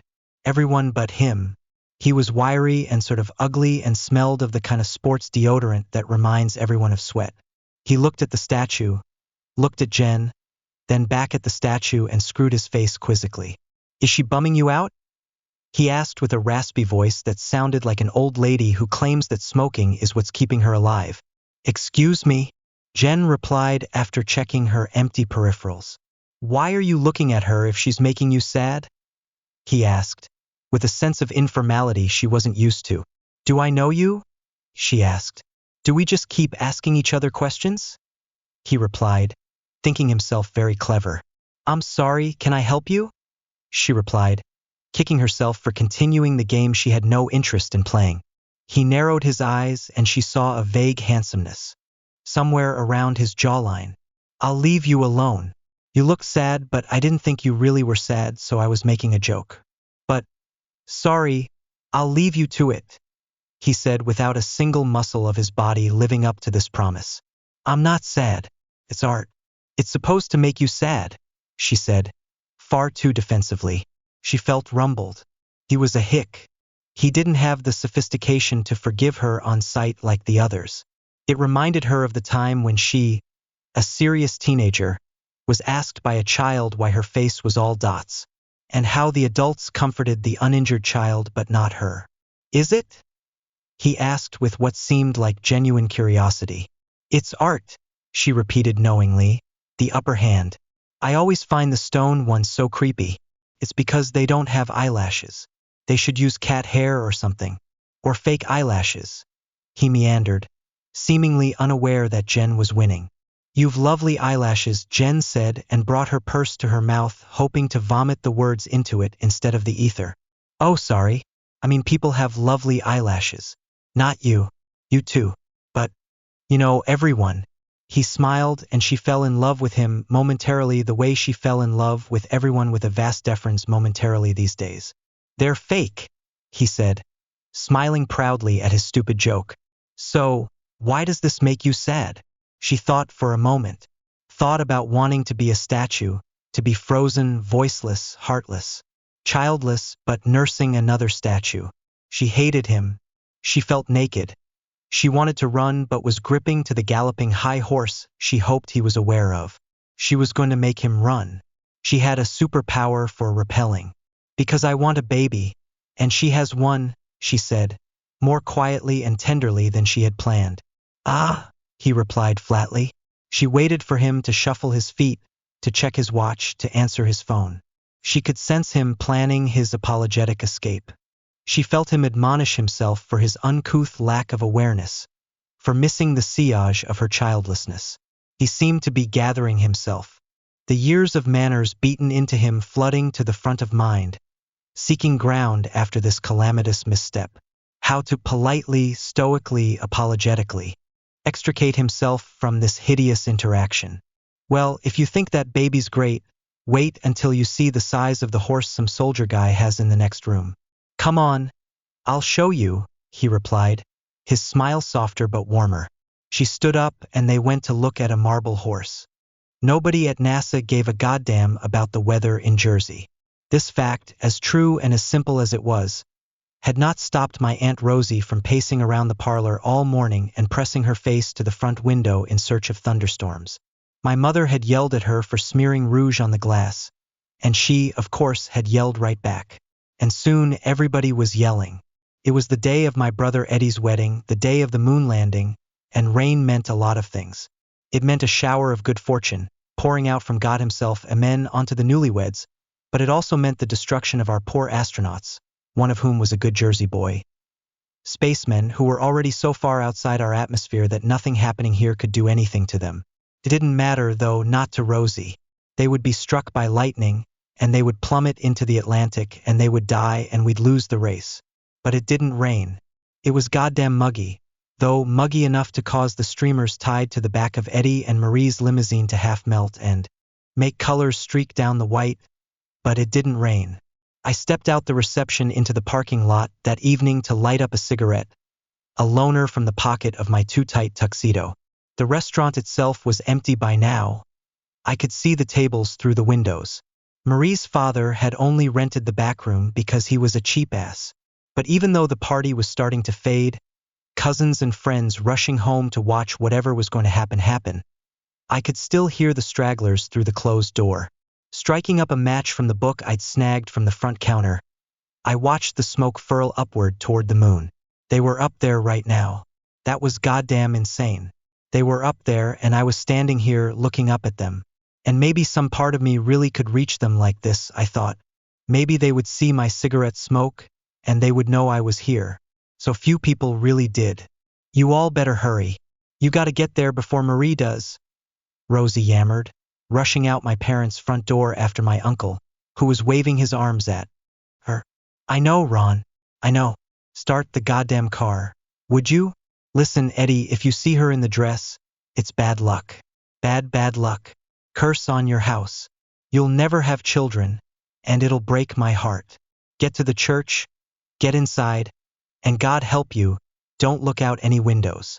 And so we did.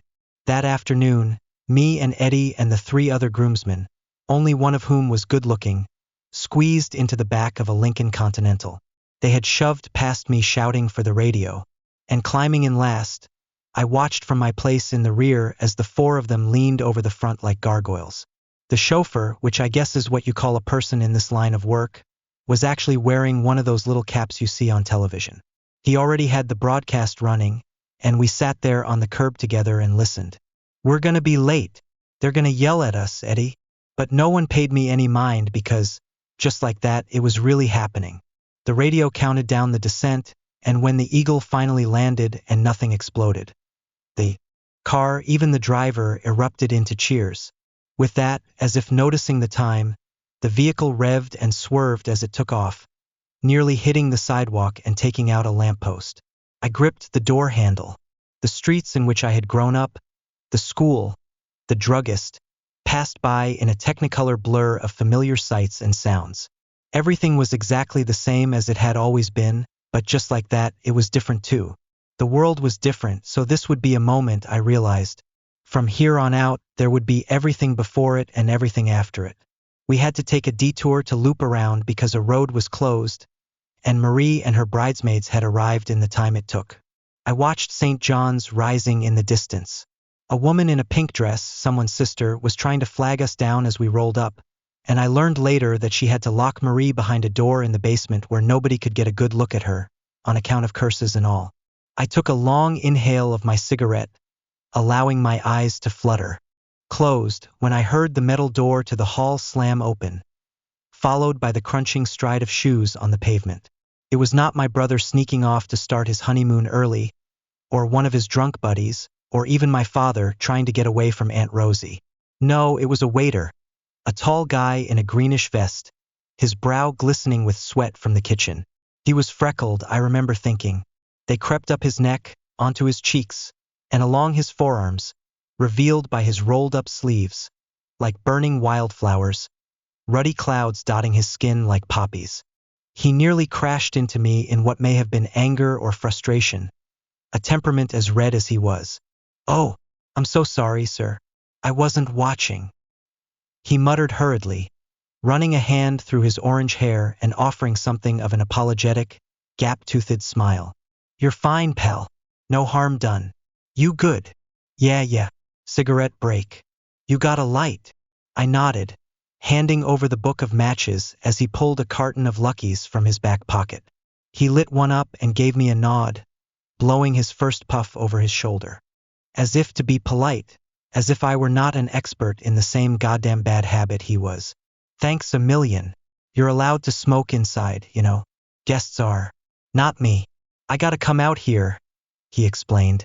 "Oh, my mom don't know I do it," I replied with something of a weak laugh, shrugging my shoulders. I spoke up again only to fill the abrupt silence.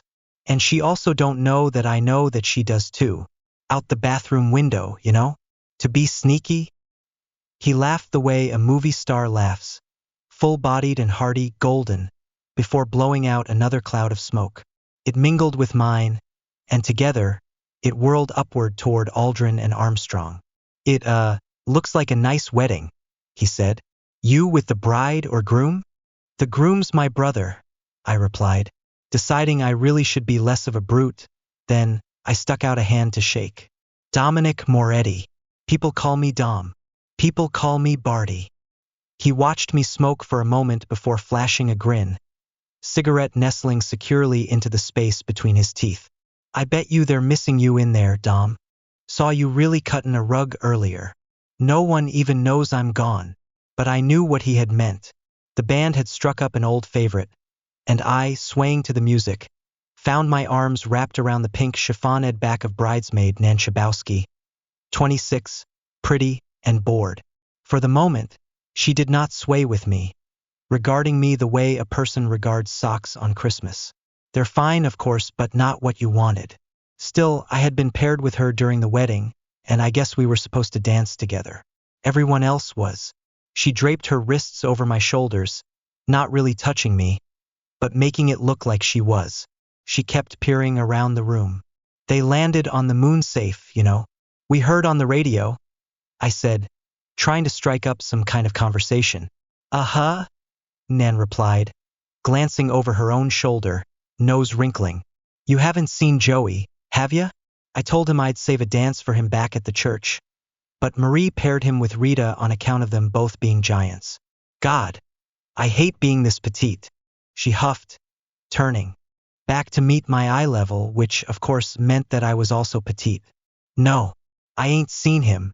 Oh well, she hummed, turning back around and continuing to scan the room. Maybe I can make this work. If he sees us having a real swell time, I can say, how old did you say you were? You're Eddie's younger brother, right? I'm 9-10. Today, actually, it's my birthday. Oh, teenager. Sighing, I tossed my cigarette to the ground and crushed it beneath the toe of my dress shoe. I don't really know that girl, you know? She's just friends with my brother's wife. I danced with her to be nice, I replied, leaning back casually and crossing my arms, like in a western, but looking more crabby than Cool Barty gave another one of those boisterous laughs at that. I studied the way his whole body seemed to shake with the life of it, and I found I was almost jealous of him, of how he laughed. I could not remember ever laughing like that.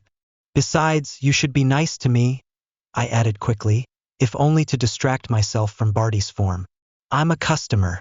I'm always right, ain't I? And it's my birthday. His eyes widened. Wait, what?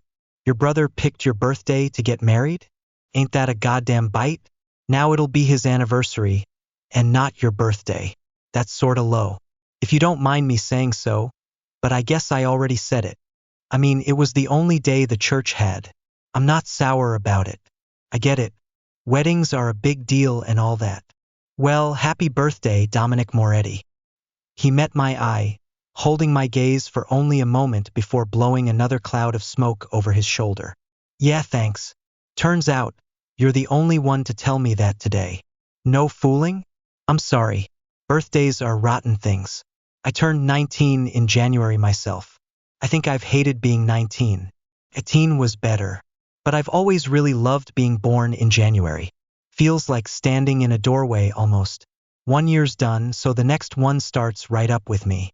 I can count them on myself. I offered a nod at that before pointing up at the sky to the moon. More than half of it was covered in shadow so that we could see.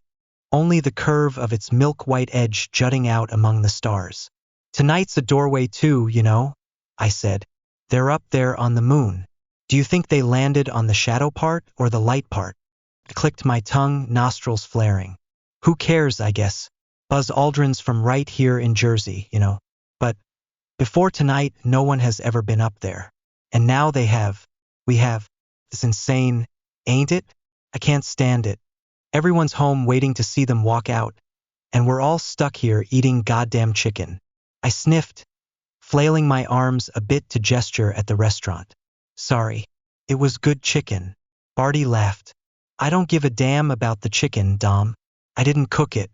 And yeah, maybe everyone's sitting at home and maybe we're sitting here, but they're up there, the people who really matter. So how about that? Huh? Not one of us is up there. That's how it goes.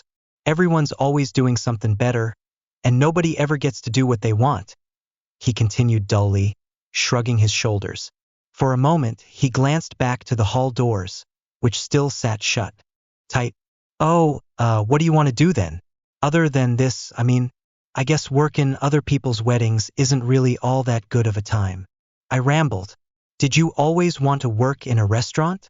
I wait tables, Dom. I ain't a chef or even goddamn maitre d'. He scoffed, taking another long drag of smoke.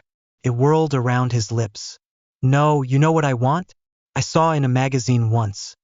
There's this monster that lives in a lake in Scotland.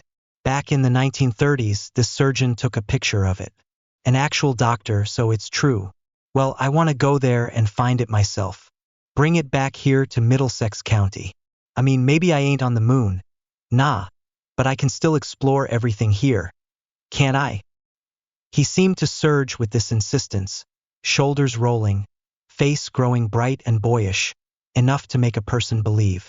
He glowed, really, with this kind of light I was noticing for the first time ever, one that could put the crowded moon to blushing shame and make me blush too. Well, why don't you then? Well, why don't you? Go in there and tell everyone it's your birthday, and they'd better not forget it. I did not have an answer to this, so slumping a bit, I simply shrugged my shoulders. Barty's features softened, as if he had realized he had struck some hidden part of me. The scar of maybe where God had torn my rib out. I was the one to speak up again. Sometimes I think my folks had me just in case my brother got hit by a bus. Not that he was ever gonna die for real or nothing, but just to, sort of be a backup. In case. I laughed, but I knew I was only half joking. That was smart of him, Barty replied, giving my shoulder a light shove, an almost over-friendly gesture. I found myself leaning into the contact, chasing some of his glow as if it could reflect back on me. Having a backup, I don't know what's happening tomorrow. The asshole in there? He's gonna fire me tonight. No, don't tell me he ain't. He's not done it yet, but when I walk back in there, he's gonna. I broke a dish, and he shouted at me. So I told him to kiss my ass for good luck. He patted his back pocket, where his cigarette carton was sticking out. Nobody'll even notice I'm gone neither. Not really. No one ever notices nothing. I knew what he meant. I really knew it. But before I could reply, I watched Barty toss his lit cigarette to the ground in a flurry of smoldering ash, extending both his arms upward. Then, stretching himself tall like the neck of that lake monster, he used both his hands to wave, rolling with the full force of himself, the way folks wave at trains and ships. "ICM Dom," he declared, extending one finger to point. His feet left the ground in that moment, and he seemed to jump, giving in to the strange, beautiful abandon. I see 'em right up there on the surface, and they're waving right back at me.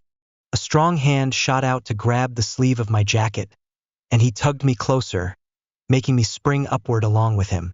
I bounded, taking a giant leap of my own, a gasp escaping my throat, and looking up at the moon. I thought I could see them up there too, Neil and Michael and even Buzz from Jersey. I jumped, and I laughed, and I waved. The whole world, the whole goddamn world was looking at them, and so was I. But they were looking at me. They were looking at me, and so was Barty. He had fallen back, crossing his arms, smiling from ear to ear with that goddamn gap, watching my routine, my leaping and my waving. And he saw me. I thought he really saw me. For the very first time in my entire life, someone saw me. He laughed again, and with it I found myself buzzing. I fell into him completely, then, wrapping arms around his shoulders and tugging him into an odd, exuberant half-dance. We laughed and we leapt, all arms and legs. When we leaned in closer, I too could see him, the sublime way the moon played on his face, and I thought I really let myself think. That I could have kissed him, and he would have let me. But we knew who we were, and we knew where we were. I fell back. He did not just yet, but Aunt Rosie barreled through the door to the back room, looking from me to Barty and then back again. She huffed as we separated. "There you are, Dom. What are you, roughhousing? Today of all days? Hurry. We're all gonna go over to your folks and watch the television." "Coming, Ro," I said, and as she disappeared inside again, I met Barty's eye. "Hey, you better get going. Tonight's the big night, right? Yesterday was just yesterday, but tomorrow, everything will be different." "I don't know what's happening tomorrow." He fell silent, his brow furrowing. Everything's gotta be the way it was first, and then, one day it can all be different. That's how it goes. Yeah, anything can happen now, can't it? 'Cause they were up there. Maybe. As I turned to leave, I looked back, managing an uncertain smile. "I hope you catch that monster, Barty. There's men on the moon, so." "There are. Happy birthday, spaceman." And this would be a moment, I realized. From here on out, there would be everything before it and everything after it. I just launched. I wondered when my eagle would land. 7 months pregnant and found out my husband has been texting his previous girlfriend Edit. Thank you everyone for all the comments and giving me new perspectives. I've made the decision to divorce. His emotional affair crossed a line and I can't ignore. I'm gonna sit down with him and explain everything and tell him to take responsibility for his actions and the damage he caused. He's called me several times today, but I'm gonna take my time before responding. I need to approach this with a clear head. I can't stay in a relationship where trust is broken like this. And I've realized that moving forward separately is the only way to ensure I'm not continuing to tolerate behavior that goes against my values. He disrespected me and our unborn baby. He didn't plan on telling me until I found out on my own. I saw a couple messages that I haven't mentioned here. He was so much okay her flirting with him. I can't accept how he ignored me and acted behind my back while I was going through a high-risk pregnancy, with my life at risk. He was selfish and knew exactly how to cover his tracks. But I'm done putting up with this. I am going to set up an appointment with lawyer first, gather my thoughts, and talk to him. I told everything to my family and they all are supporting me. I can't live with broken trust and my baby doesn't deserve that environment to grow. I hope my baby girl will understand my decision when they grow up. Original post. I'm 27F, 6.5 months pregnant with our first baby girl and just feel like everything I thought I knew has completely changed. My husband, 30M, and I have been together for 4 years, married for 2, and we thought we were in a good place preparing for parenthood. Very new to this Reddit world, so please be patient with me. A few days ago, I noticed he was acting off, spending more time on his phone, being more distant. I chalked it up to stress about the baby. But last night, while we were watching TV, he got up to grab something from the kitchen and left his phone on the couch. A notification popped up from his ex, and my stomach dropped. I didn't want to snoop, but something just didn't feel right, so I checked after he slept. They've been texting for months. She asked about the baby, and he replied something like, "It's all happening so fast. Not sure I'm ready for this life." I kept scrolling and saw her ask if he ever thinks about how different things could have been. To which he replied, "Sometimes, yeah. Things were so simple back then." After she replied him in a flirty way to calm him down. I am sick to my stomach. I confronted him this morning, and he admitted to texting her but said it was nothing serious, and that he was just looking for someone to vent to. He swears it didn't go beyond texts, but I can't help but feel so betrayed. I feel stupid for trusting him and now don't know how to move forward. I came to my parents' house. I needed some time alone to figure out my next steps. He's upset about everything, but my trust in him is shattered, and I'm truly unsure how to move forward. I'm trying to stay calm for the baby, but I can't shake the feeling that he's not fully committed to our family. And why is he trying to get that comfort from his ex? Why would he feel the need to vent to his ex instead of talking to me, especially when we're about to become parents? Need more perspective on this. I am so lost, TLDR. I caught my husband texting his ex daily, exchanging good morning/good night messages, and letting her be flirty without shutting it down. He kept it secret, and I'm struggling to process the betrayal and figure out if trust can be rebuilt, or if this is a deal breaker. Just one look at the penmanship, a solitary glance at those loopy, almost oblong letters, a furtive regard at the doughy circles dotting the small eyes, and I feel a million glass butterflies flutter as they're compacted inside of my stomach, their fragile, delicate wings catching on every tissue and cutting my insides. I've waited countless mornings of teardrops splattering into my tea, years of watching the postman like a hawk, for this blush-colored piece of paper.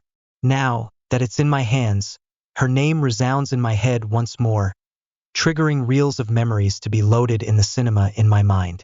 Anita Bowden. Anita Bowden of the long, luxurious burnt umber locks. Anita Bowden of the meadow eyes that glimmered like gems when talking about her work as a fashion magazine editor. Anita Bowden of the hairpin smiles every time she unleashed a razor-sharp comeback during our hours of banter, swinging in each other's arms, and champagne-infused kisses over supper. Anita Bowden, whose hand I've held in the streets of the Latin Quarter, on the sands of Phuket, and on an alpine ski lift, the same one that left a massive gap in mine the day she walked out the door without warning, her fuchsia suitcases rolling, 2 decades ago. I swallow a gulp as I plunge into the words I've waited for 20 years to read. Dearest Harold, how are you? I do hope you're well, hairy hair. If there's anyone that deserves all the flowers that the lush gardens of the life could offer, it truly is you. Goodness, it's been so long, hasn't it? I wouldn't know it, though, if I could be perfectly honest. Sure, the last time I heard that low, comforting velvet drone of your voice, we were so young. The world was still opening itself up like an oyster when we opened our hearts and selves up to each other. However, to me, all of it seems like only yesterday. The feeling of weightlessness from laughing because of one of your witty quips, inhaling the clean, almost marine scent of your aftershave as our hungry lips explored each other's skin, our bodies undulating on a brightly lit dance floor and, after, in bed in the glow of a honey-tinged moonlight. All of that is fresh in my consciousness as the break of day. I guess that's because all those memories have you marinated in them, and my soul won't ever forget you. Almost half of my lifetime. That's precisely how much I had been agonizing as I searched for even just one clipped, curt sentence from Anita.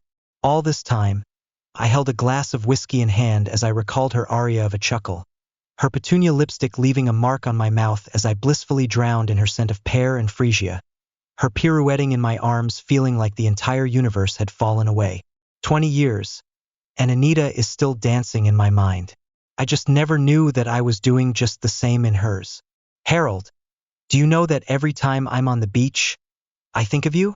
Yes, every single moment that I feel that familiar powder touch of sand, the rough tickle of stone, leading to a brilliant, cool ocean.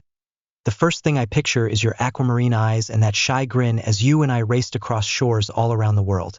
My favorite of these moments, though, is when you brought me back to Paynton to introduce me to your parents. And your sister for your birthday.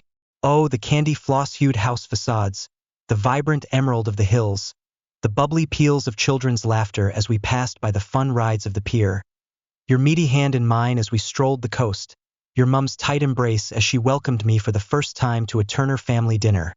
How all of them will never be washed away by the tides of time.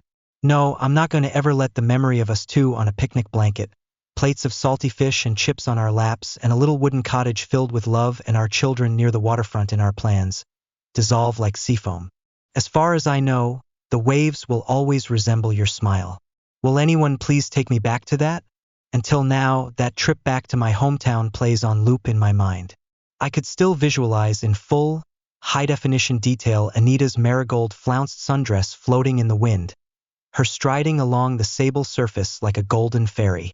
Just reading those words, and suddenly, I taste the acrid burn of the malt vinegar on those battered haddock pieces, see the explosion of fireworks in vermilion and chartreuse in my vision when her delicate, milky hand caressed mine. Once again, my toes squelch in Paynton's seaboard as I imagine two chocolate-haired tykes with jades that stare back at me. Yes, I want to come back to all those pelagic moments. Of course, I just can't help either ruminating on that glorious, magical night in Montmartre. Yes, I could still hear the enchanting sound of the accordions serenading us in that bistro. Taste the rich, bold flavors of pears poached in red wine and, especially so, your soft lips on mine. You asked me to pack that long pistachio wrap dress, the one you adored and always said was the perfect pair to my eyes, for the night. When we boarded the car you'd hired and handed me a bouquet of bright pink tulips, I should have known you would make that evening sparkle forever in my mind. For many reasons. Little did I know that you asked owners of every single shop we passed by on the way to the Sacre-Cœur to hand me even more blooms to add to the cornucopia in my arms. Little did I know that you hired a string quartet to play our song, That's All by Johnny Mathis, as we twirled on cobblestone streets. Little did I know that hidden in the pocket of your tweed trousers was the Art Deco emerald engagement ring that's been with your family for 3 generations. Of course, I had to leap into your arms and pepper your handsome visage with kisses to respond with a resounding yes. That night, hand in hand, we walked into a future more glittering than the lights of the Eiffel Tower. I can't help stifling the smile creeping on my face like a vine as I travel back to my hands wringing in nervousness as we took that Eurostar to Paris. I'd planned how to ask Anita to be my wife for 5 long, grueling months. I'd thought of everything, from the reservations for a table in the City of Light's hot new eatery to the pine-colored buttons of the quartet's jackets. It all became worth it, though, as I slipped that family heirloom on Anita's delicate left ring finger. As I stared into her green eyes, I couldn't help seeing forever in them. It was perfect, until it wasn't. And then I had to go ruin everything, didn't I? I don't know what came over me to even think of leaving you, breaking up with the man I know I've waited all my life for, and going with Jamie Ormond. How could I fly away from the person who makes me feel like I'm soaring for he who treated me as a mere trophy in his cupboard? Harold, you had given me a universe of the brightest stars. Did I really give it up just because Jamie promised me an editor-in-chief title? I'm so very sorry. Harold, I know I hurt you when out of the blue, I walked away from you. That's what cuts me into a million pieces, to know that I had brought so much pain to you who had offered me nothing but the purest of joy. You have every right to hate me, but I do hope you could forgive me. I haven't forgotten either the sting of watching Anita roll those suitcases out of the flat we shared with nary a word to explain her departure. I tried to dig in, find the well of statements that desperately wanted to revive the tree of our love. In the end, though, my throat was as dry as the Sahara. Right before my eyes, she was gone, and I watched my insides shrivel up and wither. For years, I waited for even just a single syllable from her, a breathy sound to tell me that she wanted me back. Of course, the whites of my eyes had overtaken the blue and still, no missive came for me. Until now. Course though, it's probably too late though. Yes, I saw your photo with Kate on the Telegraph. Kate Parsons. I never thought you'd marry her. The girl your parents had always pushed you towards. Then again, I shouldn't be surprised. Beautiful Kate with her fair hair and stunning amber eyes. Intelligent Kate with her double master's degree in linguistics and art history. Kate, the best-selling author whose novels barely stay on the shelves at Waterstones before being sold out. Kate, the chairperson of a charity that gives scholarships to promising teenagers so they could pursue a career in the arts. I could see why you love her. That wide grin in that newspaper image tells me that next to her, you are as boundless as the sapphire ocean, and that any chance for you to come back to me is lost like sand washed away by the tide. But if ever you change your mind, if that seaside cottage and you and I strolling on the shores is still fresh in your memory, I will be here. Harold Arthur Turner, it's you I've waited for. I could wait a lifetime more to have another shot with you. Drowning in a sea of regret, Anita, I glance at the chrome frames in my office's bookshelf, all chronicling a quarter of a century of one woman standing by my side like a pillar withstanding the crests and troughs of time. Kate, the woman I admittedly started going out with in a desperate move after Anita left, but whose calm, steady presence had made wildflowers of affection grow in my heart. The rich, nourishing soil I've rooted myself in, fully knowing her soft, silken voice and those large, aureate eyes will always be my home, my bedrock that no waters could erode. Kate, the woman I choose. Kate, Harold. I turn towards my beautiful wife in her favorite dress with the delicate fern fronds printed on it. Her long, blonde waves are coiffed perfectly without a single strand out of place. In her hand is a sheet of folded lavender paper. Hey, you're going somewhere? I ask. Yeah, Tom's in town. Remember him? Tom Selfridge, my, best mate? Well, he wants to meet up at Sudley's for a catch-up supper. Oh, that's nice of him. Do give him a hello from me. I will. Hey, your eyes, they look a bit red. What's going on? Oh, I have allergies, yeah. Allergies. Don't worry. I'll be okay. Okay. Well, I hope you'll soon be on the mend, darling. I guess that's why you're not wearing your wedding band. You don't want to aggravate your condition. Yeah. That's precisely it. I just want to take precautions.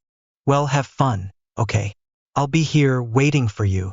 I'm sure you will be. Maybe I'm trying to see shape, structure where there is none. Good morning. Glass of ginger tea. Paper tag mangled. A little origami nothing. Now let's unscrunch last Thursday. Wow, has it been a week already? I didn't see him. Not at first, even though he was right in front of me. Approaching. I scanned the tables outside, unfamiliar faces, and made to go inside. And that's when I saw him. Quite small, very thin, dressed in dull blues and grays, a windbreaker. He'd almost camouflaged into the pavement, the drab greens and browns of the street trees, the gray of the evening sky. He took up so little space that I genuinely hadn't seen him. I kissed both his cheeks, almost kissed him on the lips, internally scolded myself. Don't know why it happened. A little unhinged? A sense of familiarity? but I'd already decided I wasn't attracted to him. Often the case with online dating. We took a seat outside, laying our things, phones, wallets, cigarettes, around a wet lump of bird shit on the table which he, attractively in hindsight, didn't fuss over. Laid his smoked cigarettes right beside it, actually. Hand-rolled, no filters, brown, sad, and soggy, twisted at the end like those tiny explosives that kids toss at the pavement. Pop. 3 cigarettes and 2 pints later, I was seeing him differently, fascinated by the shift in perspective. My internal dialogue observed the transformation as he spoke about code as a language, as something beautiful. At this proximity, he came into focus like the Snellen chart, and I could point out all his tumbling ease. We struggle to see the fine details at a distance, I suppose visually, emotionally. And as he spoke about authors I've never read, a bunch of someone VSKYs, his mind started to take up all the space his body didn't, and by the end of the night he was quite tall. Long and lanky, smoking a cigarette by the terrace. Half inside, half out. He just convinced me not to leave after telling me I looked like Keira Knightley. And a girl he'd had a crush on growing up. And, by the way, the girl we ran into downstairs was quite pretty. Wasn't she? It was mean, he'd confessed, and he'd said it defensively to create distance. Interesting confession. Honest. So I'd taken off my shoes. Again and dived right back under the covers. Clean sheets. A book on the nightstand. Happy again. Hands flapping. Foot thumping against the mattress like a dog's tail. You're crazy, he said. But cute. Thick, black-brown eyebrows. A toque of his cigarette. And he was right. I am kind of crazy, but the acknowledgement of it felt liberating. I felt seen, accepted. Sure, it's reasonable to be upset about blowing somebody and having them a moment later say the neighbor's pretty. I mean, it's basic self-respect. Staring up at the ceiling and crying, however, was not the appropriate response. Leaving would have been, but I didn't mind the apology, the holding of my hand, the transparency. It was kind of like, yes, you're a crying lunatic and I'm rude, but please stay. Unless you want to go, of course, but I'd rather you not. Come on, he'd said, we spent 12 amazing hours together. Sweet, his voice. Delicate. Unhealthy behavior, right? I'm leaving. Don't. I'm leaving. Don't. Toxic, even. Maladaptive. Defensive. Refreshing, though, to be accepted. And his bedroom felt like home, whatever that is. I felt welcome. Haven't felt like that since I was a teenager. My then boyfriend. And I'd spend entire weekends in his bedroom, eating cheese on toast and playing Guitar Hero, but that's a whole other can of worms. Anyway, I was overly affectionate as though I already knew him, and no, I won't blame it on the oxytocin or the dopamine rush of novelty. Okay, maybe the latter played a role, but only because I was excited to feel something for somebody, to appreciate both their mind and body. And he was quite pretty, really. Prettier than I am. In an odd way. In a clumsily elegant kind of way, as though he'd fallen into elegance or stumbled onto it as though onto a stage. I can still see him hunched over a mug of cereal, standing by a mocha pot on the stove top. It's strange the mental images we store of others, of trivial but tender moments. Banal. I'm an octopus collecting souvenirs like shells and stones. A suit of armor? Camouflage. Do I fit in now? Moments of normalcy, of affection, of belonging. I didn't mean to wrap my tentacles around you. Suffocating, I've been called. By a psychologist. I'd call her a bitch, but it'd make you question my sanity. Anyway, I felt alive again. Hopeful. It wasn't limerence nor lust. Just an appreciation of someone's mind. Comfort. It's not often that I get to live in the present. Never want to. Underwhelming. Disenchanting. Still, I won't fill the void with just anybody. I won't fill this space with an arbitrary yes. I need to save it, keep it open for somebody who fits. This connection, however, was one I was willing to pursue. Unrequited, though. How is a connection unrequited? His smile reached his eyes. Caught him looking at me as I did my hair. He laughed. Truly. When I kissed him or burrowed my nose in his armpit. Don't ask. He felt like cup noodles in winter, pizza and pajamas in bed. Pages beneath a bedside lamp, a Bible in the drawer of a nightstand. And it was nice to actually meet someone beneath the surface, to imbue the external with new connotations determined by their depths. A pleasant reminder that people are beautiful just as they are, beyond beauty standards and gender roles. To rediscover that beauty again was an Indian burn, painful but lovely. It stung, but the aching naivete can't help but make me smile still. Such an interesting person. Such interesting features. A dance of strength and delicacy. An aquiline nose, imperial. Graceful, he was, hip bones protruding as he stretched, t-shirt revealing a shy snail trail over his mocha skin, belly button yawning. His torso so long, so pretty. Effeminate, the kind I'd usually shy away from as though they were embarrassing to be seen with. I suppose genuinely liking somebody removes the shame, though, and inspires us to just be. I was comfortable with my body, with my hair. Didn't think twice. He just was, and now I think we belong to an earlier generation, to the days of yellow crooked teeth, of bare skin and vulgar accessories. Can't we all just be grotesquely pretty or charmingly ugly, like a young Kate Moss or just like him? An alien beauty in a t-shirt tucking his hair behind his ear. He'd just given me his hair tie as I'd forgotten mine. I could have spent days in his bed, if I'm being honest. Could have had a tea party on his bedroom floor, played dress up. There's a juvenile faith to all these rituals, a verdant exuberance for life. But sometimes I misattribute this magic, my magic, to others. Though the present is often disenchanting, as I've mentioned, I can be very good at being present. When I am, people question the authenticity of it.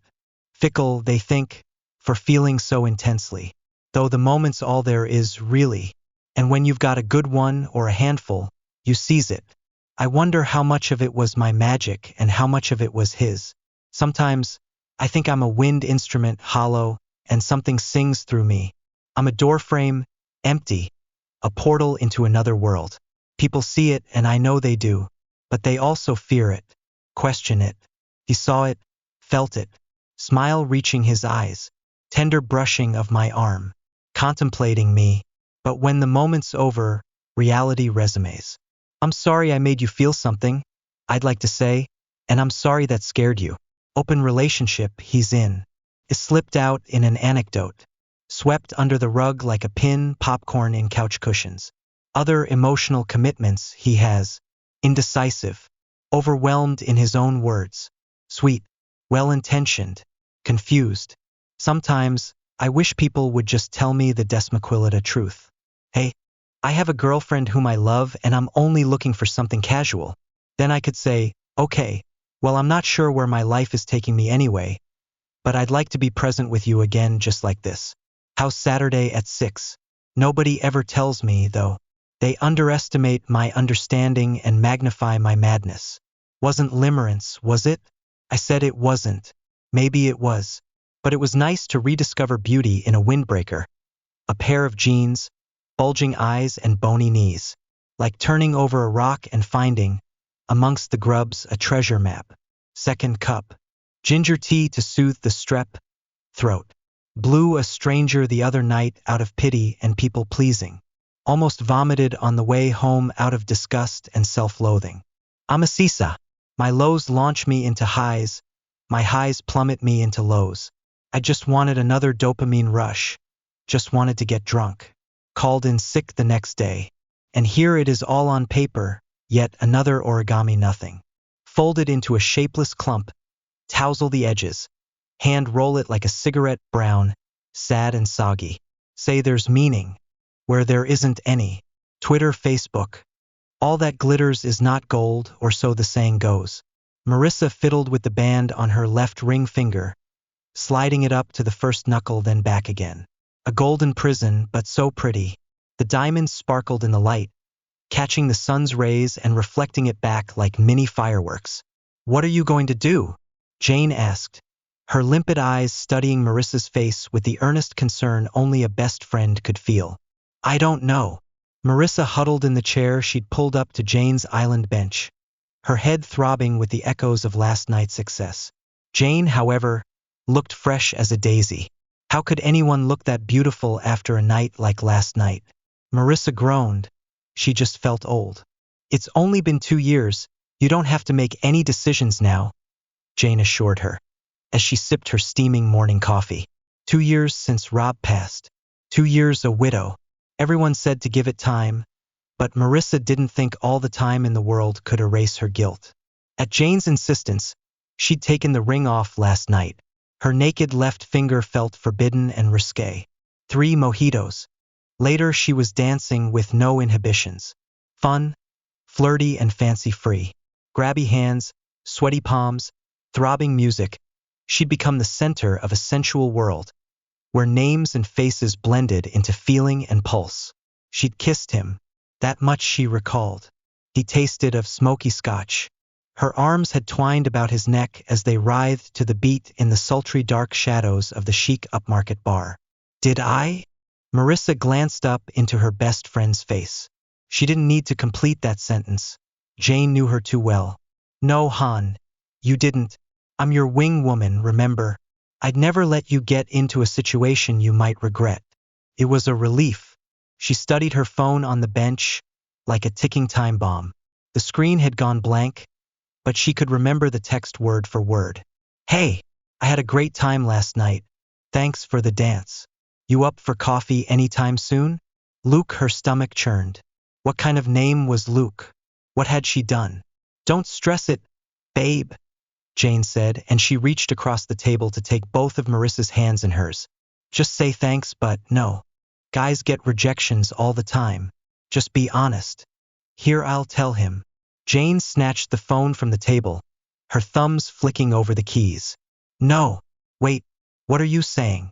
Marissa cried, scrambling around the table to grab her phone. Jane skittered away, keeping the device just out of reach until she pressed send. They're done. She smiled as she passed the phone back to Marissa. What did you say? Marissa searched for the thread. Thanks, I had a great time too. I'm sorry. I'm 2 years a widow. Too much baggage to start anything new. Jane! Marissa gasped at the audacity of her friend. How dare you? What? Did you want to see him again? No. Yes? Oh, I don't know. But you shouldn't reply for me. Han, you've been staring at that phone for an hour. Put the guy out of his misery and let him move on. But it was my decision to make. You weren't making a decision. You were angsting over whether or not you should wear your ring. Marissa nearly dropped her phone as it vibrated and a text pinged. She was almost too afraid to look. Well, with fumbling fingers, Marissa opened the text. I understand. I lost my partner to cancer nearly 5 years ago. If you ever feel like that coffee, and I mean coffee, give me a call. Luke at 3:15 the following day. Marissa was certain she was going to die. She was nearly positive she had dysentery or gastro or appendicitis or some combination of all three. She waited, at Jane's insistence, seated at the back table of the coffee shop, her stomach churning. When she had arrived at 3 o'clock, she'd slipped her ring from her finger and tucked it into her purse. At 3:01, she had dived madly back into the bag and jammed the gold band back onto her finger. As the minutes ticked by, she fidgeted and fiddled with the ring so many times, twisting it off, pushing it on, that her finger had become red and inflamed. Hi! Sorry for keeping you waiting. Startled, Marissa glanced up from her study of the diamond on her left hand. Her gaze passed a solid chest covered in a casual unbuttoned shirt thrown over a t-shirt, with sleeves rolled to the elbows, skittered past a pair of lips whose texture she refused to recall, and settled on eyes that were a faded blue surrounded by a network of creases that crinkled with his smile. I'm Luke. He extended his hand and she absently placed her own in his. Marissa. It seemed a little odd to introduce themselves so formally, as the last time she saw this man was up close and very personal, when her lips were meshed with his. Oh God, how humiliating. I'm not sure if this is a good idea. It's only coffee. It's just I've never... She couldn't finish her sentence and looked down at her fingers, surprised to see them absently twisting her wedding ring. She still couldn't decide. It's okay. I get it. No pressure. How about you leave the ring on? She glanced up and was caught in his understanding gaze as he sat opposite. You don't have to explain. I just feel like I know who I am when it's on. I don't recognize myself without it. I get it. He did get it. Coffee became dinner. Dinner became dessert, and dessert led to a kiss goodnight, which did not evolve into something more. But, for the first time in years, Marissa thought it might be nice to want that elusive something more. She studied her reflection as she removed her earrings and wiped away her makeup. There were fine wrinkles around her mouth and eyes, but she'd like to say they were from laughing, not crying. 30 was not old. She had an entire lifetime left. She took a deep breath. Life was for living, she decided. Rob may be gone and he had ripped out a piece of her heart, but maybe, just maybe it was time to move forward. Slowly she twisted the gold band from her finger, examining the pretty sparkle in the harsh bathroom light. It was a beautiful ring. She loved it as much as she had once loved Rob, and it would be a shame not to wear it. With that thought, she slipped it onto her right finger. It felt heavy on the other hand, a weight there that was unusual, while her left finger felt strangely light or empty. Channeling her inner Beyoncé, she flapped her empty ring finger while humming the catchy Single Ladies chorus. It was better than the other Beyoncé song she had sung, about boxes to the left. Still, humming, she opened her closet. There, packed up and untouched, were the boxes. Perhaps now she could give them to Goodwill. 2 years ago, she'd thrown items in each box randomly, unable to see through her tears as she'd torn his clothes from their hangers and tossed his personal items in one at a time. It was the night Rob told her he was sorry, but he was leaving. She'd yelled, screamed, cried and begged. Not her finest moment, but he'd left anyway. When the police had arrived at her door later to inform her that both Rob and his female passenger had been fatally injured in a horrific accident, she had already cried most of her tears, and numbness set in. After that was guilt. Had she wished him dead? Then relief that she did not have to explain to anyone why and how her marriage had failed, when she had never actually understood the reason. So for 2 years she lived without living, trapped in her failed marriage and enduring the condolences of her friends and family. No more.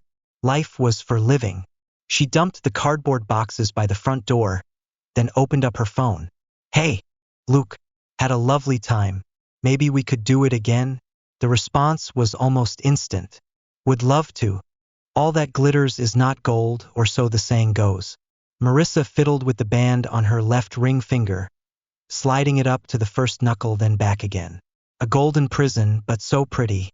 The diamonds sparkled in the light, catching the sun's rays and reflecting it back like mini fireworks. "What are you going to do?" Jane asked, her limpid eyes studying Marissa's face with the earnest concern only a best friend could feel. "I don't know." Marissa huddled in the chair she'd pulled up to Jane's island bench, her head throbbing with the echoes of last night's success. Jane, however, looked fresh as a daisy. How could anyone look that beautiful after a night like last night? Marissa groaned. She just felt old. "It's only been 2 years. You don't have to make any decisions now," Jane assured her, as she sipped her steaming morning coffee. 2 years since Rob passed. 2 years a widow. Everyone said to give it time, but Marissa didn't think all the time in the world could erase her guilt. At Jane's insistence, she'd taken the ring off last night. Her naked left finger felt forbidden and risque. 3 mojitos. Later she was dancing with no inhibitions. Fun, flirty and fancy-free. Grabby hands, sweaty palms, throbbing music. She'd become the center of a sensual world, where names and faces blended into feeling and pulse. She'd kissed him. That much she recalled. He tasted of smoky scotch. Her arms had twined about his neck as they writhed to the beat in the sultry dark shadows of the chic upmarket bar. "Did I?" Marissa glanced up into her best friend's face. She didn't need to complete that sentence. Jane knew her too well. "No, hon, you didn't. I'm your wing woman, remember? I'd never let you get into a situation you might regret." It was a relief. She studied her phone on the bench like a ticking time bomb. The screen had gone blank, but she could remember the text word for word. "Hey, I had a great time last night. Thanks for the dance. You up for coffee anytime soon?" Luke, her stomach churned. What kind of name was Luke? What had she done? "Don't stress it, babe," Jane said, and she reached across the table to take both of Marissa's hands in hers. "Just say thanks, but no. Guys get rejections all the time. Just be honest." Here, I'll tell him. Jane snatched the phone from the table, her thumbs flicking over the keys. No, wait, what are you saying? Marissa cried, scrambling around the table to grab her phone. Jane skittered away, keeping the device just out of reach until she pressed send. They're done.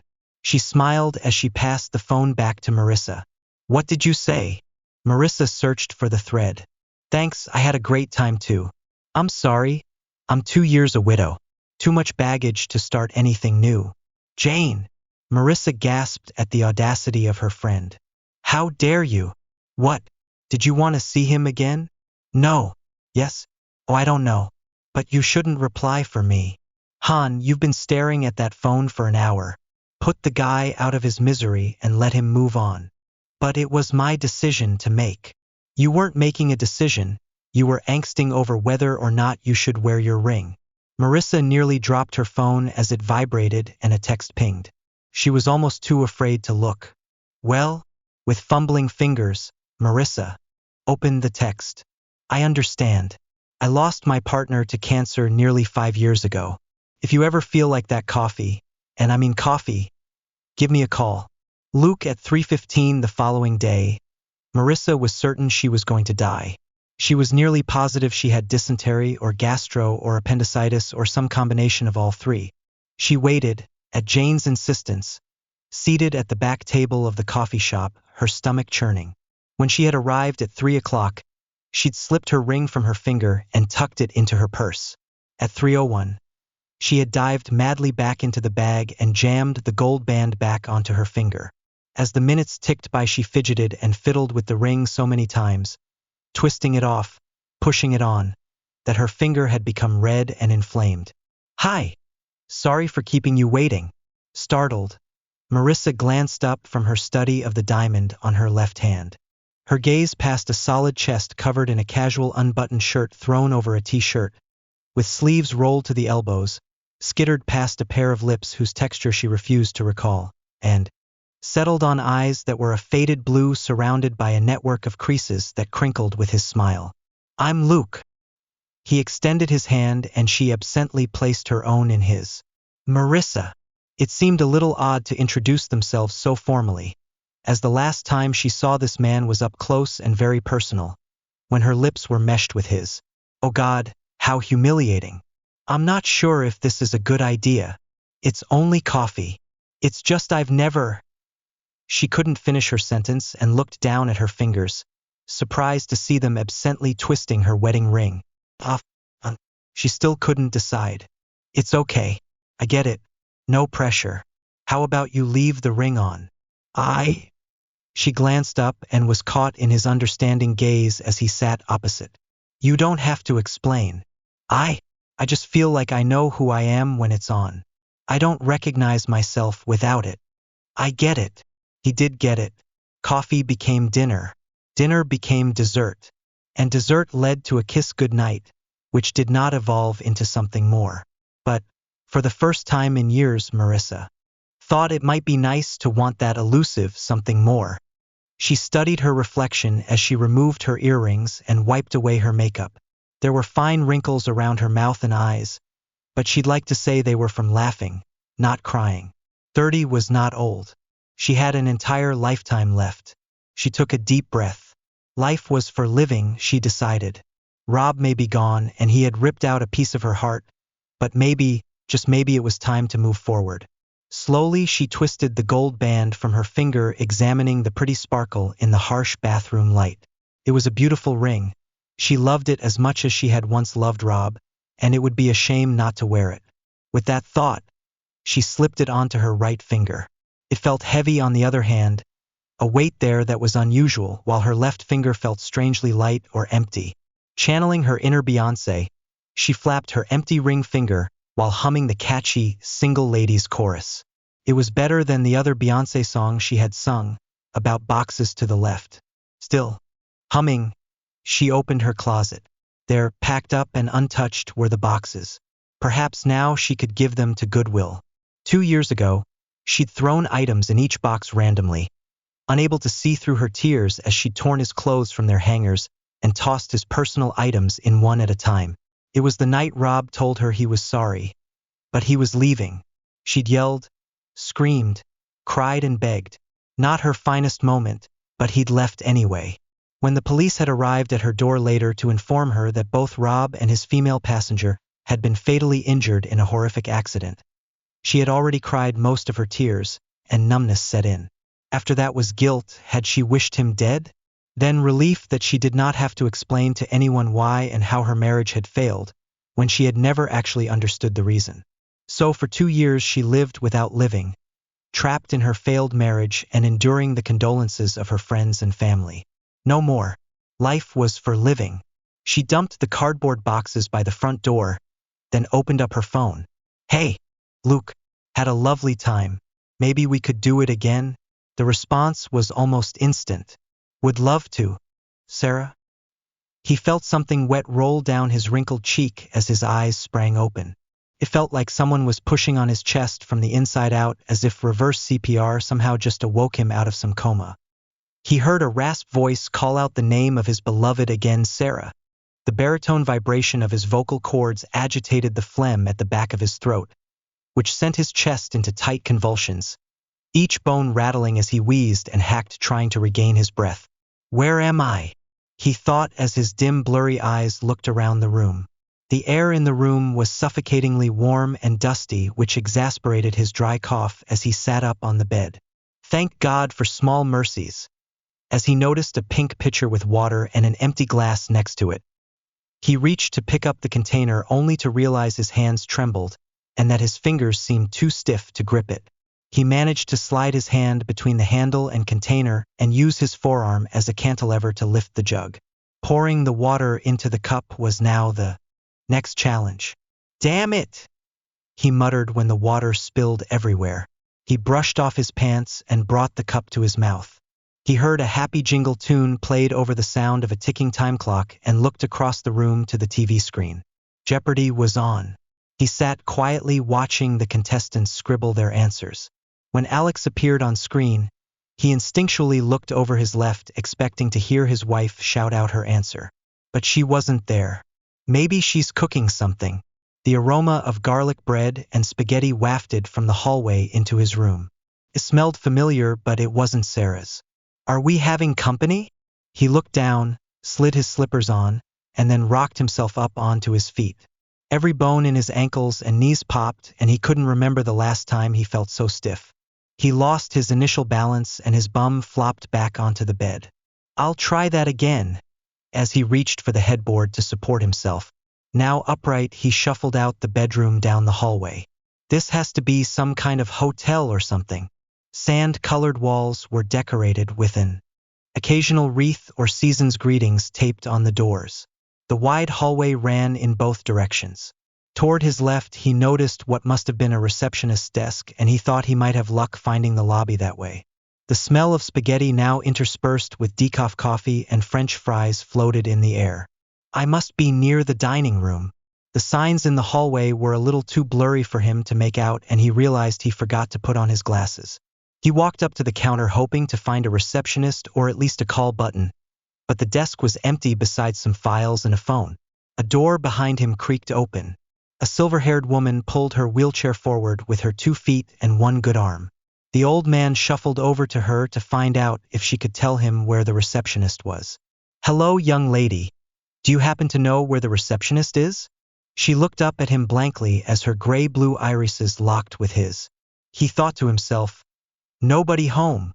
She blabbered some incoherent moans and scooted off towards the cafeteria. He decided to follow her but kept his distance as he didn't want to frighten the poor thing. The air somehow managed to get stuffier. He felt his heart begin to race a little bit as he heard more voices and the sounds of dishes clanking as they got closer to the dining room. He didn't feel in danger. This place just seemed so unfamiliar, and he wasn't sure whom he would find when he got there. The lady in the wheelchair bumped her good hand against a large metal push button, and 2 heavy brown metal doors swung towards them, opening into the cafeteria. To his left sat a small group watching Jeopardy on the TV mantle above the fireplace.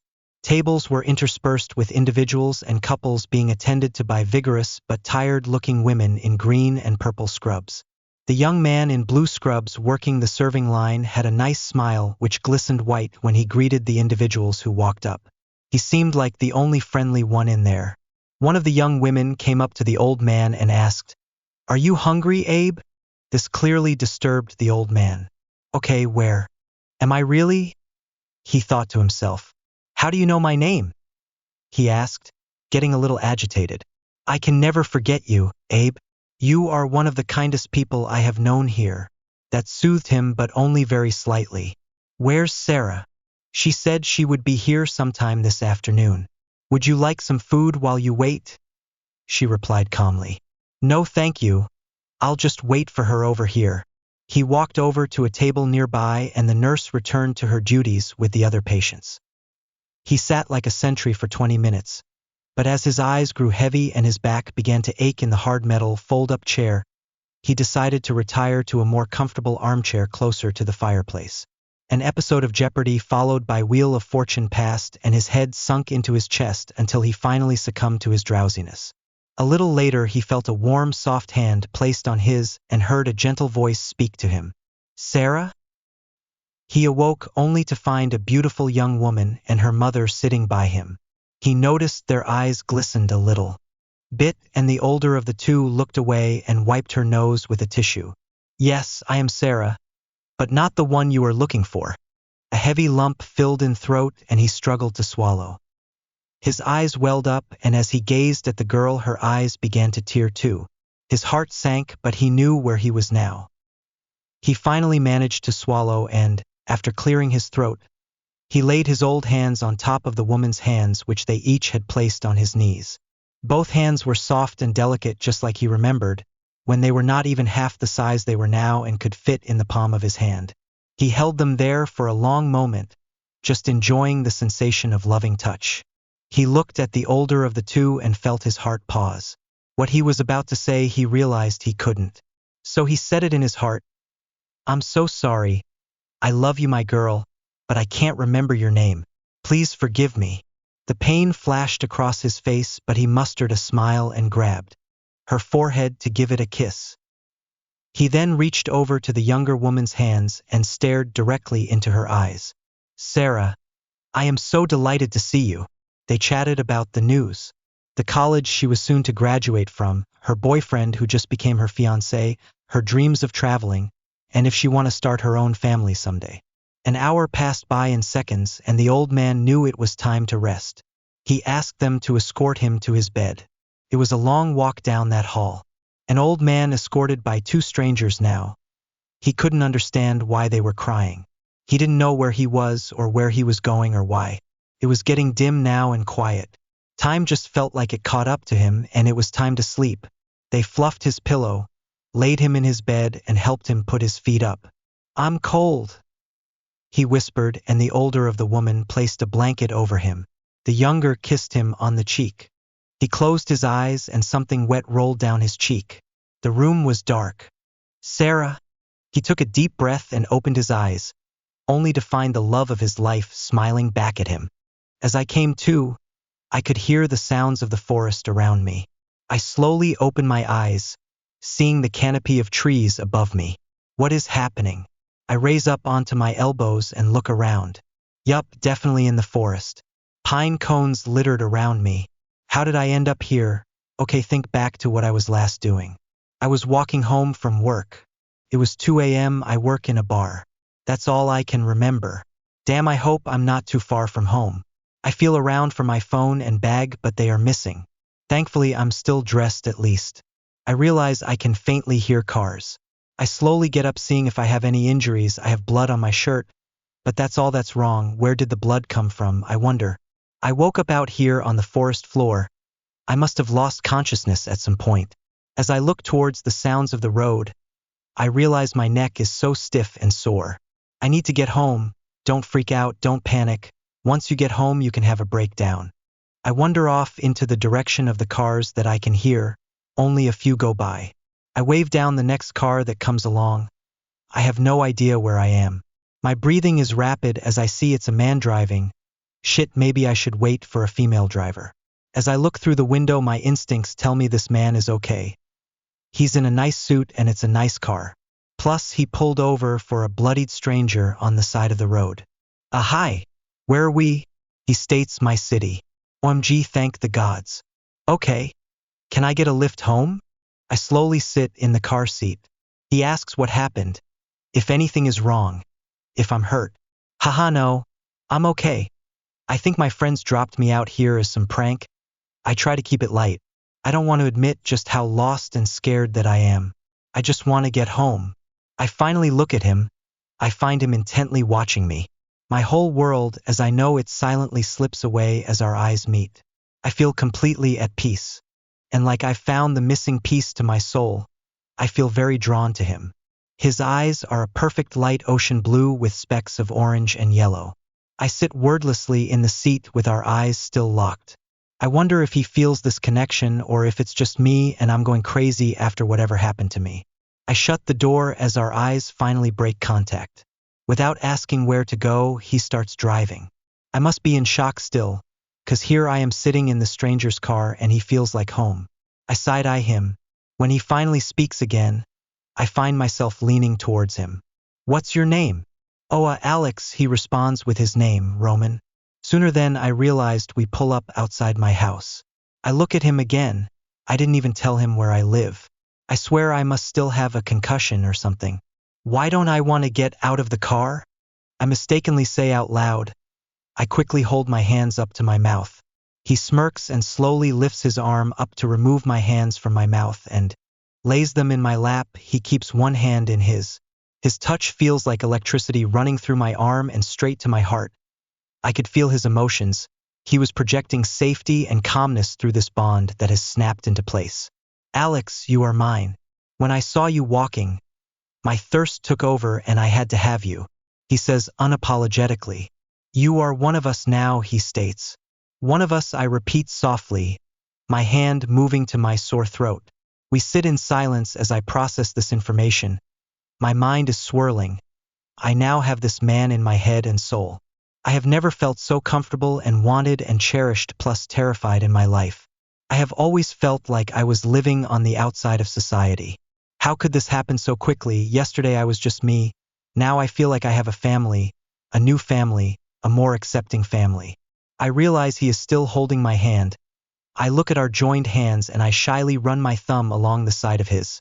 I hear his sharp intake of breath and I quickly look. Roman is studying my every move. I realize I can't hear his exact thoughts, but I can feel the emotions around them. I talk to him in my head to test if he can read my mind or at least hear what I'm thinking. What now? I ask him. I look up at him and he smiles down at me. Quick learner, aren't you? You will make a fantastic vampire, he states. Now I will ask you to go into your house and pack a bag. It's time to come with me and meet your new family. He says all this in my head. Okay, so we can project our words, but he can't hear everything, just what I want him to. Good to know. I'm shocked. What about my current parents? I'm sorry, you won't be able to see them anymore, as you will want to drink their blood, and therefore kill them. The urge will be strong. At my place we can help you. We have blood donors who help us. Your thirst will be looked after. He looks concernedly at me. Your thirst should be hitting any time now. Wait.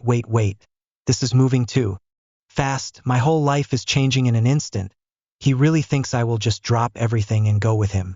I need time to think about this, I state. There is no time. Don't you feel the need to feed? He asks, concert written on his face. No, I don't. I feel very connected to you, but that doesn't mean I want to give up everything I know and go with you right now. This is crazy. This doesn't happen in real life. I say quickly, my thoughts and feelings running through me too quickly to catch a hold of one. Am I in a coma and this is what my brain is making up for me? I've been reading too much. I take back my hands. Without touching him, maybe I can think a little clearer. I look out the window of the car door. I go to get out. He gently touches my shoulder. Don't think about running away. I will always find you. I was totally thinking about running away from him and all this. This is too much to handle right now. I run inside and shut and lock my door. I'm close to hyperventilating. No one is home, thank the gods. I run to my room and lock that door behind me too. I quickly grab a bag and start shoving some clothes in. I'm ready to go quickly. But I pause. I should write a note to my parents. I go to the kitchen and quickly scribble down something about running away. I run out the back door and jump a few fences. I jump and run quicker and easier than I ever have. Shit, now I have superpowers. Before I know it, I'm downtown and not even breaking a sweat. OMG, this is kind of amazing. I slow to a walk, looking around and thinking what I should do next, where I should go. My life as I knew it as is over. I hide in an alleyway. I can smell something delicious. I have never smelled it before in my life. My mouth starts watering. I must have it now. I look around me and all I can see is a homeless woman next to me. Oh no, it's the blood. It's my thirst hitting me. I gulp a few times, it doesn't help. I need to taste this. I need. I find myself walking towards the woman. Even though she hasn't bathed in a long time, the smell and draw of the blood overtakes my senses. I find myself stalking her like a hunter would, the prey within my sight. Just as I'm about to strike, I'm pulled back by strong arms around my waist. I fight and kick and nearly scream, but his touch reaches through to my soul. Stop, Roman commands in my head. Instantly I drop in his arms. He all but carries me to his car. I'm still panting and the need for blood has not eased. I'm just about feral at this point. He puts me in the back seat of his car and he goes to the boot of the car. I swear I hear an esky. He comes back with a blood bag. I nearly pull the thing apart as I drink.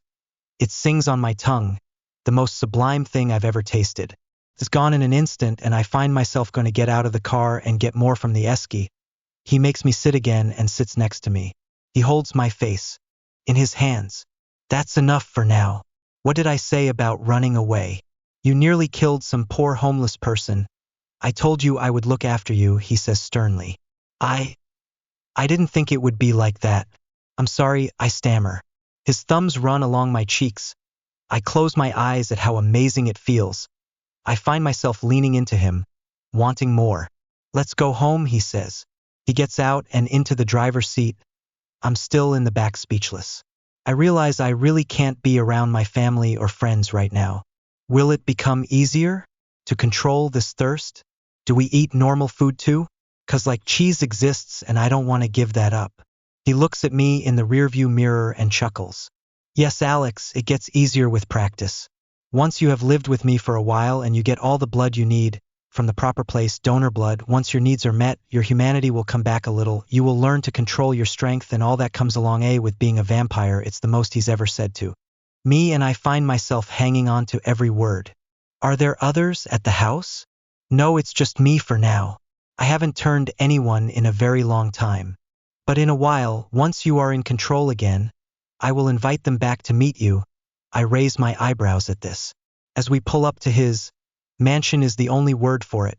My jaw drops. This is where I'll be living? I just upgraded in life. Yes, I will grieve my past life and my parents and friends, but I will be able to keep an eye on them from afar. I feel the fear drop away. I'm actually excited for my new life, especially with Roman. Written by Cassie Smith.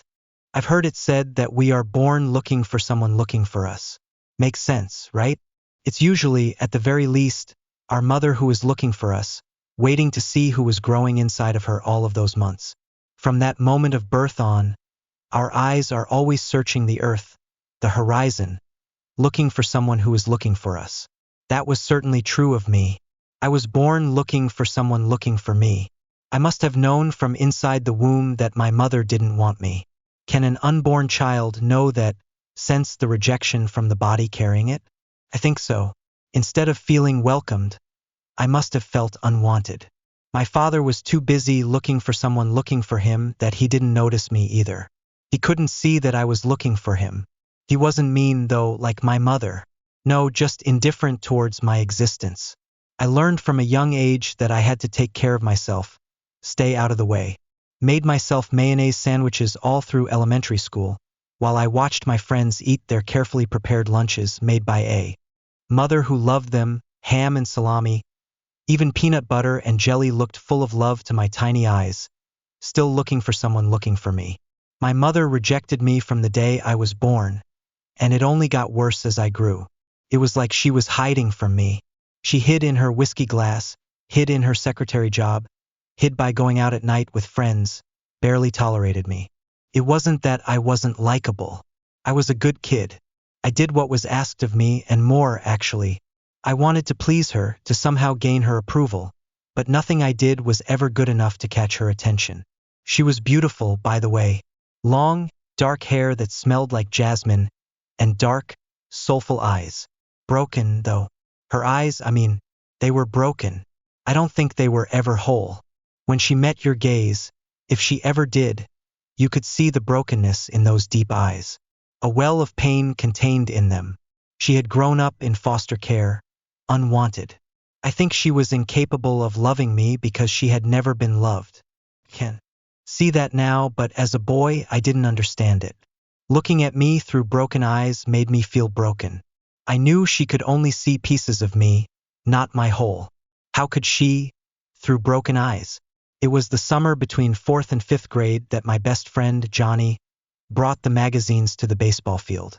I remember the day, because it was the first time I ever felt like someone was looking for me. He pulled them out of his backpack, crumpled from being jammed in there with his candy, sunflower seeds, baseball glove, and ball. We had learned to bring as many snacks to the field as we could smuggle out of our houses. That way we could play until sundown.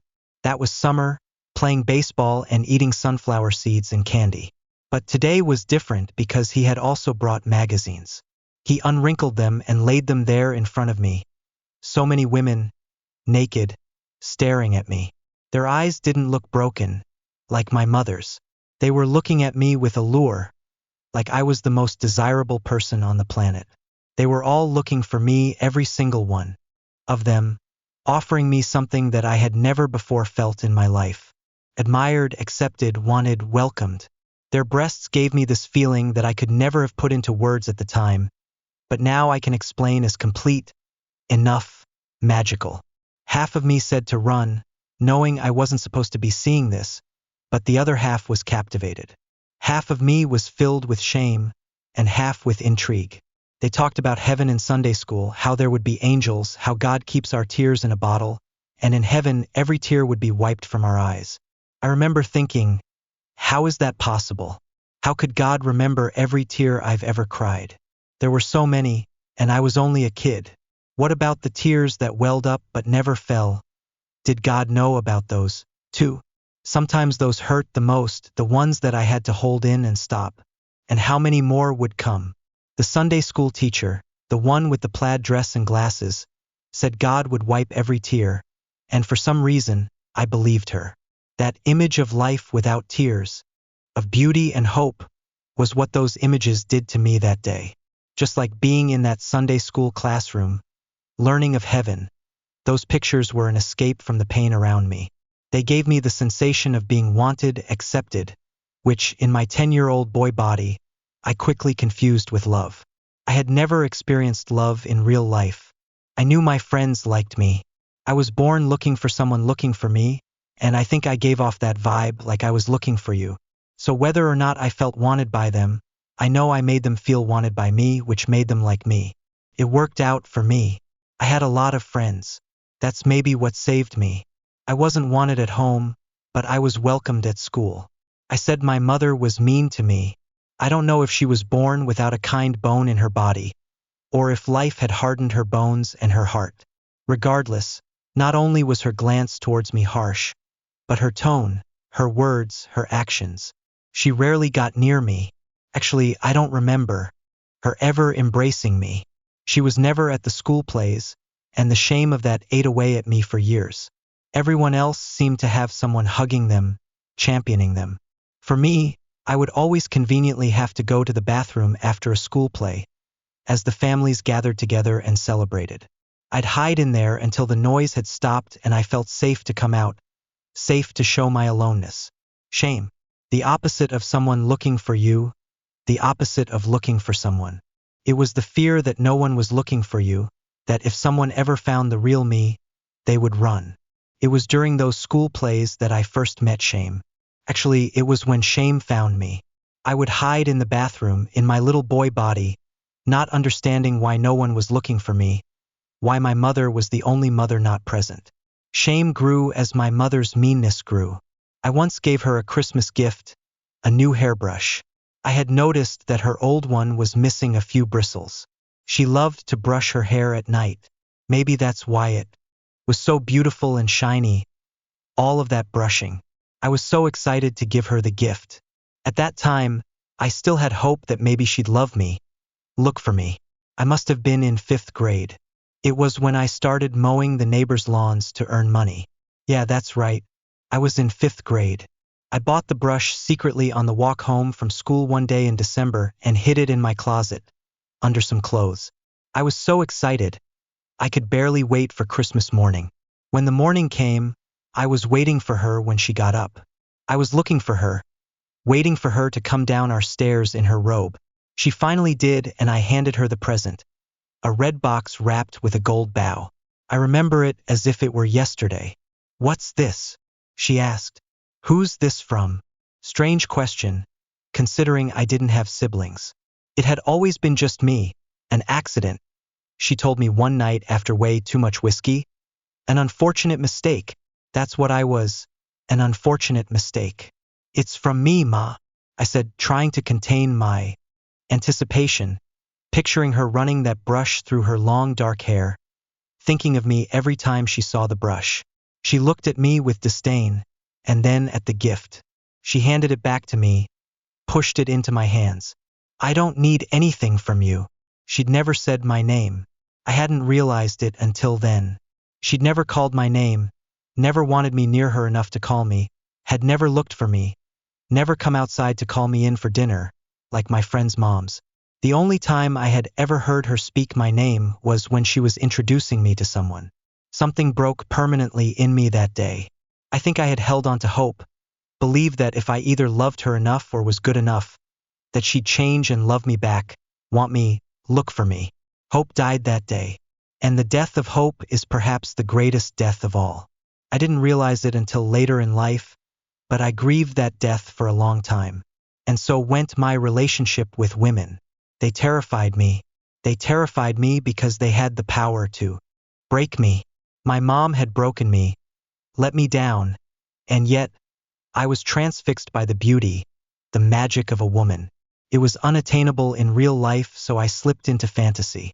My relationship with them started with magazines on that pivotal day in summer, and evolved to computer screens, and then phones that we all carried around in our pockets. Strange how we started carrying them with us everywhere. For me, it meant I had a woman of my choice in my pocket at any time. They were looking for me, or so part of me believed when I was looking at them. The broken part of me, but that's the only part of myself I knew. I went through high school and then college, spending nights hiding in my room with those images of women on the screens. My friends were out with real women, and there I was, safe with the screens. No way to be hurt by a screen. A screen couldn't tell me I was foolish or not good enough, and they told me quite the opposite, that I was good enough. Strangely enough, shame always followed. I remember having so many mixed emotions. Watching my friends experience women. They'd be infatuated and then heartbroken. Again and again. I watched them looking for someone looking for them all through college. I lived in my fantasy world every night, in the dark. I'd find those women, their eyes fixed on me, looking for me. It was with shame that I was sitting in Starbucks that day, shortly after I graduated with my degree in law, as I watched people pass by, everyone with someone else. I was thinking to myself how my screen women with the big breasts and blonde hair, the perfect eye contact, never glancing away, their gaze always fixed on me, weren't actually going to sit with me at Starbucks, walk down the street with me. I sat, instead, with the shame of having never been loved by an actual woman. A woman with eyes of any kind, whole or broken. It was shame talking to me, telling me I'd never find anyone looking for me, anyone but the screen women. Shame was interrupted by a woman's voice, shaking me out of my reverie. "I'm sorry, what did you say?" I was so busy talking with shame that I hadn't even heard what she said. "Oh, I just asked you if this chair was taken?" The voice belonged to a beautiful woman, about my age, with sapphire eyes and rich brown hair, the color of mahogany. Her eyes were the type that smiled, even when she wasn't smiling, but merely asking for a chair. "Oh, no, I'm not using it," I stammered, feeling exposed and vulnerable. Like she must have heard the whole conversation shame and I had just been having. How could she have missed it? It was so loud. She smiled, a knowing smile, probably used to men stuttering around her. May I use it? I'm meeting a few friends and we don't have enough chairs. Yeah, sure, I mumbled, still not recovered from the way she had burst into my internal conversation. Thanks, she said and took the chair, setting it up at the table she was sitting at with a few girlfriends, who all seemed happy to be with her. I should say it differently. It's not that they seemed happy to be with her, it was that they all seemed to fit together. One organism with many parts. That's how I saw that table that day. I couldn't even hear what they were talking about, but it was the way that she talked to them. I had never seen eyes like hers. They weren't broken, but they weren't whole either. She gave them completely to whoever she was looking at the moment. It was like the screen girls, but this one was outside of the screen. She was looking for each of her friends and had found them, and you had that sense from her. I was supposed to be working, applying for jobs at law firms actually, but instead, I pretended to work while watching the young woman and her friends. They eventually left, seemingly more whole and fulfilled than when they had first gathered. That night, when I turned off my bedroom light and reached for my phone, the screen lighting up with those images, the women staring at me, tempting me with their bodies that I could never actually touch, other than in my imagination, all I could do was think of the woman with the sapphire eyes. I found myself frequenting that Starbucks over the next few days, hoping to see her again, if only to watch her. It was about 6 weeks later that I sat in the same Starbucks, catching up on some emails, that she walked in again, more beautiful than I remembered. I saw her look around for a spot to sit, but it was packed. I looked down, afraid to meet her eyes. Are you waiting for someone?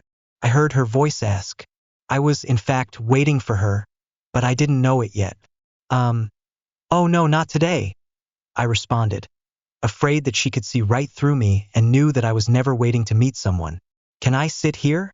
I'm sorry to impose, but there are no free tables and I have to get a few emails in within the hour, she asked politely. Couldn't believe it. A million thoughts ran through my head, but I couldn't grab onto any of them. It seemed as though all of the blood rushed out of my brain and into my face. Oh yeah, sure. I managed to get out of my mouth miraculously and collected some papers that I had spread out over the table. She looked relieved. Thanks so much.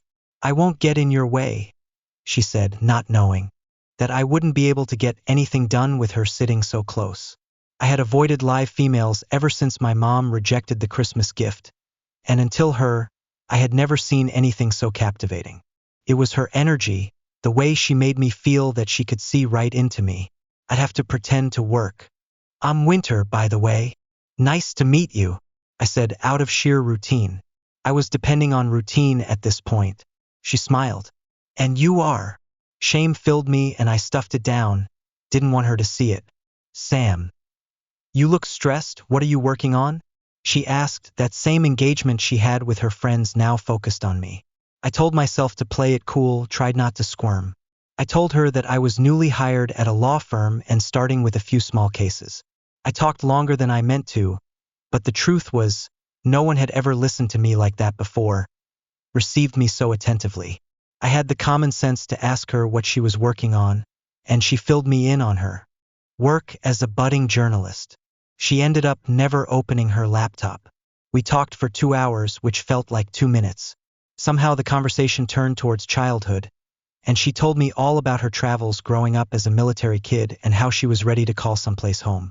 Much happened between then and now, including my final goodbye to the screen women. Actually, after that first day we sat together, I never felt right with them.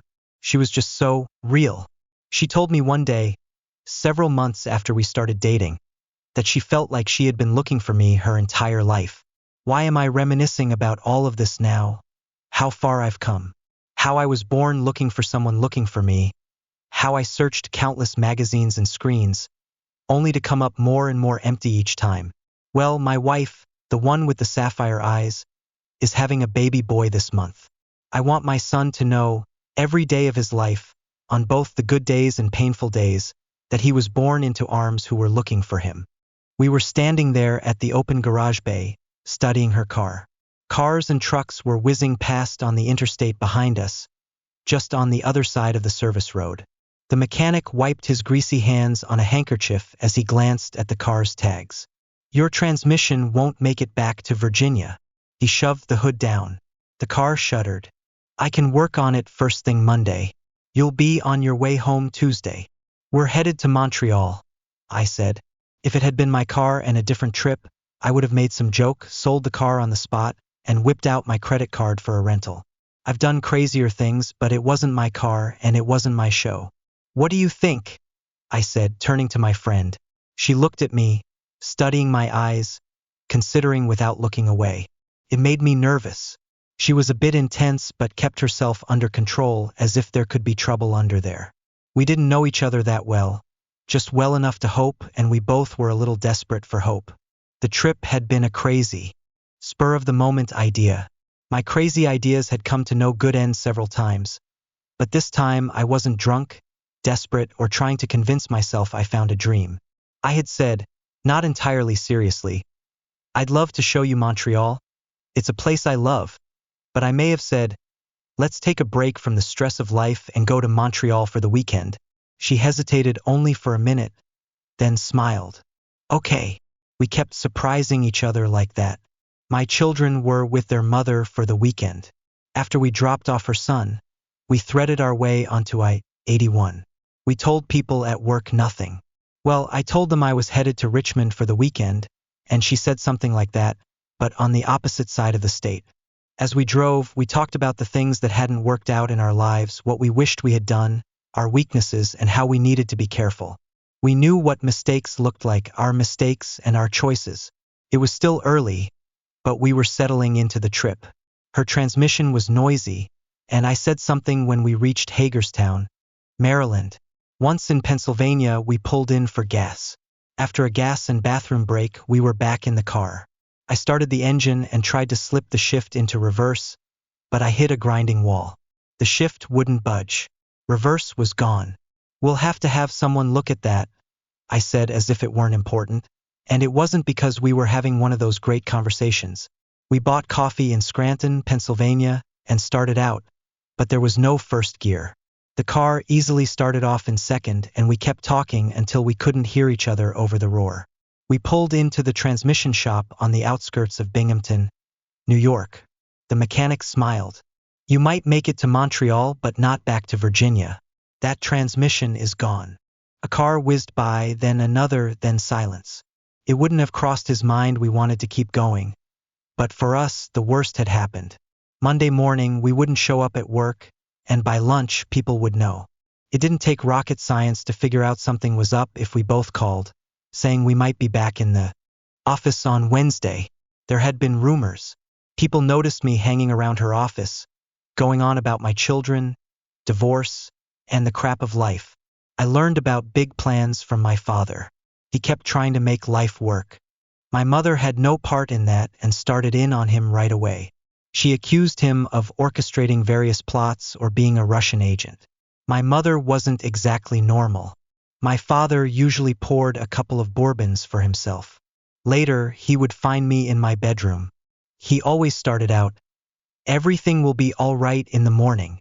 Then he read me some story about some kid overcoming impossible obstacles. He was such an optimist. He should have told me the truth. Some things are just broken. In spite of all that had gone wrong, I had my own irrational hope. This history was playing in my head. We studied each other. Because of the kids, I was scared.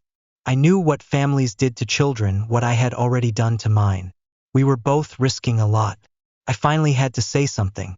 "We could find a motel and make the best of it." This is where I paused. I didn't want it to settle for so little, yet I didn't want the same old thing, struggling to keep a big adventure on course. I added, "We could stay here or try for Montreal, go for broke, and hope we can fix the transmission there. If we try, there's a distinct possibility we'll end up broken down in the middle of nowhere." I didn't have my usual confidence, so I glanced at the mechanic. At first, he looked puzzled, and then a sliver of smile eased into the corners of his eyes. She touched her car.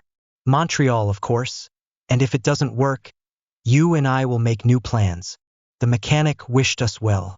"Montreal is possible. Good luck."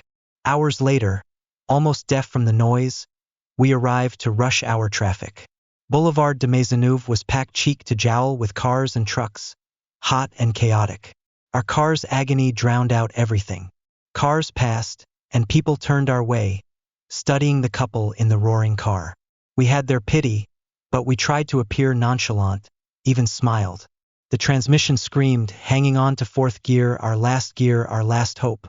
But we were in Montreal, and that was all that mattered. Wilfred woke up one morning to a boiling sea of change. This was very disconcerting.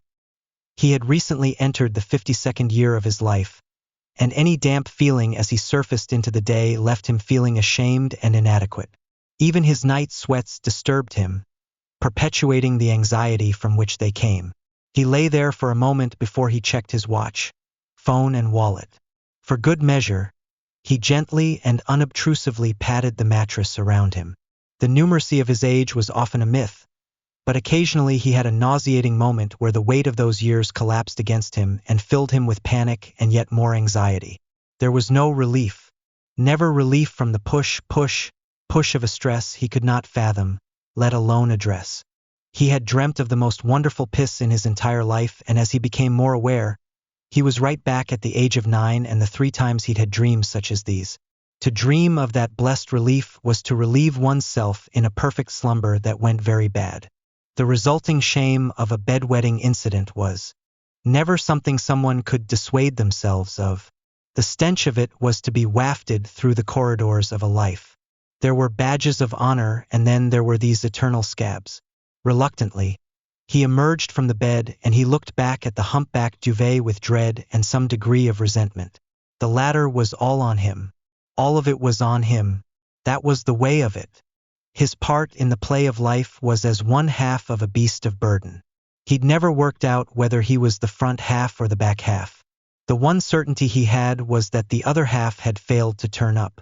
That helped explain the weight he felt pushing him into the muddy rut of life, and also the tragic feeling of absence that dragged itself against his laboring carcass like a cheese grater constructed of wicked shards of glass. Padding to the loo, he did all he could to project love upon the snoring figure under the duvet. He was far from perfect, and so he could not expect her to be anything other than imperfect. Before he stepped into the bathroom there was a trumpet chorus from beneath the duvet. Not for the first time, he doubted whether anyone could sleep before the methane burst forth, and certainly not during. The snoring ceased. The practicalities of inhaling the malodorous gases necessitated this. Surely she must be awake and aware for this to be the case? The jaded thought that followed this was that he'd probably never ask the question. One of many moments that had passed, and in passing, he'd be the villain of the piece to now raise it. He always charted a course for a dead end where he was in the wrong. Turning back from that was becoming increasingly difficult. His ablutions were swift and efficient. He averted his eyes from the mirror as he cleaned his teeth. He didn't want his inner voice to challenge him with words such as, "What are you even doing here? You're not we." He barely noticed this distinction, but he lived it, and he had no answer to those questions. He wasn't even sure how he got here in the first place, and so leaving was an enigma that dwelt in a place beyond his knowing. Returning to the bedroom, he dressed silently with the lights out, taking a care as to which floorboards he placed his feet upon. Resentment broiling up as he considered the few alternative mornings where she awoke first and bowled around the bedroom like an errant pinball. The shock and awe of her presence creating strange trauma responses within him, and a strangely dressed shame in his even wanting something like a lion. Downstairs in the kitchen, he looked up at the ceiling, beyond which the sleeping form remained. He loved her. This was the purpose and motivation of his life. Without that, he had nothing. Without her, he was nothing. His posture and the beatific look on his face spoke of a love without question. He began the very careful ritual of his breakfast. He drank water. This was a quiet option, just as long as he didn't open the tap too wide. Cereal was his food of choice. Fridge and cupboard doors were held until they caressed their closing positions. Wilfred was a house ninja. No eggshells would be crushed by this man, and very little would mark his passing. He did this because he cared. his caring whispered out into a sound-deadened chamber, in which no one would ever listen. Every action has an equal and opposite reaction. If a man pisses into the wind and the wind directs that flow over his trouser leg, does this count? Equal and opposite speaks of win-lose. Yet the best outcomes in life are win-win. Poor Wilfred was carefully placing his sock-clad feet on a lose-lose hamster wheel in the pursuit of a loving win-win that just was not possible. An hour and a half later, there was a cacophony of noise that announced the arrival of Lisa into the day. Wilfred winced at the punishment the bed and the floorboards received for the impertinence of greeting Lisa's state of consciousness. He had never ceased to marvel at the brutality of her movements. Somehow, they did not accord with the woman he loved. He grit his teeth and tried to think happy thoughts as he worked on the spreadsheet before him. Still his bones jangled and his anxious teeth fizzed. An hour or so after this, Lisa stormed into the kitchen on a mission that could not accord with the time she'd taken to get ready and be in this room. She accelerated through the door and disturbed Wilfred as he talked to a colleague about a complex matter that needed to be figured out, bottomed and closed as a matter of urgency. Lisa's sheer physicality was distracting even before she slammed the tap open to a boisterous stream, filled a kettle that roared like a jet engine as it heated the water, and rigorously threatened cupboard doors and drawers with deconstruction in a hunt for an elusive and very likely non-existent item. As she left the kitchen, a shaking and drooling Wilfred surveyed the dirty protest Lisa had created, and nursed yet another episode of PTSD. 2 rooms down, she began a phone conversation that did not require a phone. The window panes shook in their frames and Wilfred's eyes were no longer able to focus. And so the cycle of domestic bliss continued, as it had for any number of years prior to this, and was destined to continue forevermore. Life, however, has a habit of putting a stick in the spokes of the wheel, or sticking its foot out to trip the proceedings up. Life can never be accused of being boring, and if ever someone utters such an accusation, life will severely fuck them up, and make no mistake. Tempting Providence is grievously suicidal. The stick in the wheel of Wilfred's life was Lisa. This was very unfortunate indeed, especially as far as Wilfred was concerned, Lisa was his life. There was a circle of sorts here, a snake eating its own tail, an assortment of interesting trinkets at a festival that get bought and then put in a drawer to be forgotten. So often, what presents itself is not the point. You can draw as many circles as you like with the efforts of your life, but if the person you're drawing them for doesn't give a shit, then you are in the first analysis an idiot, and so by the final analysis you are a foolish wreckage of something that used to be a human being. This hungry serpent would have been bad enough. To coexist with someone who does not care is a sad and lonely existence, but at least there is still a flame of humanity to warm yourself by. Lisa's flame had been hidden away a long time ago. This was not a simple case of her not caring. She'd gone way beyond caring well. Before she ever met Wilfred, Lisa had made of herself a spider and those around her were flies. She despised people so much, all she heard was the annoying buzz of their existence, and she longed to entrap them in the web of her lies and manipulate them around and around until they could no longer move, or speak or do anything whatsoever to encroach upon her. And then she would feed. Only she fed throughout. Every hurt, every humiliation, every infliction of pain. That was her reason for being, to take life force, and it was highly addictive. For now, Wilfred would do. She sat and observed him and wondered at his blunt stupidity. Not once did he see or wonder at the game she played with him. All she had to do was say a few words that contained a shadow of a promise and his eyes would enlarge and he would pant like a faithful dog. Lisa hated dogs. The feeling was not mutual. Dogs are not capable of hate. No creature other than humans are. Dogs amplify and return love, and that is all they are capable of. Few beings are as close to perfection in this respect as dogs are. We will not talk of cats. That is a story for another time. If only Lisa had considered Wilfred in the same way she did dogs, that would have gone far better for him. If only there had been an obvious physical difference between them that would have made their dysfunctional union apparent. But this was not so. They were on the face of it a couple of people. And so they lumbered through life unnoticed and unremarked. Besides, who looks out for one human feeding upon another. Vampires don't exist, and parasites are tiny and wee. They are not 5'7", bold as brass, and prone to bouts of intense cross-stitching. Monsters don't exist. We're supposed to grow out of that notion, having lived with the monster under our bed throughout our childhood. So when the monster lays in bed with her back to Wilfred night after night, he projects her with all the love he can muster and makes of her his wife. Every twitch of her mouth is a smile. Every moment she is in his presence carries with it a loving meaning. Wilfred constantly scans for love and squeezes love out of every pore imaginable.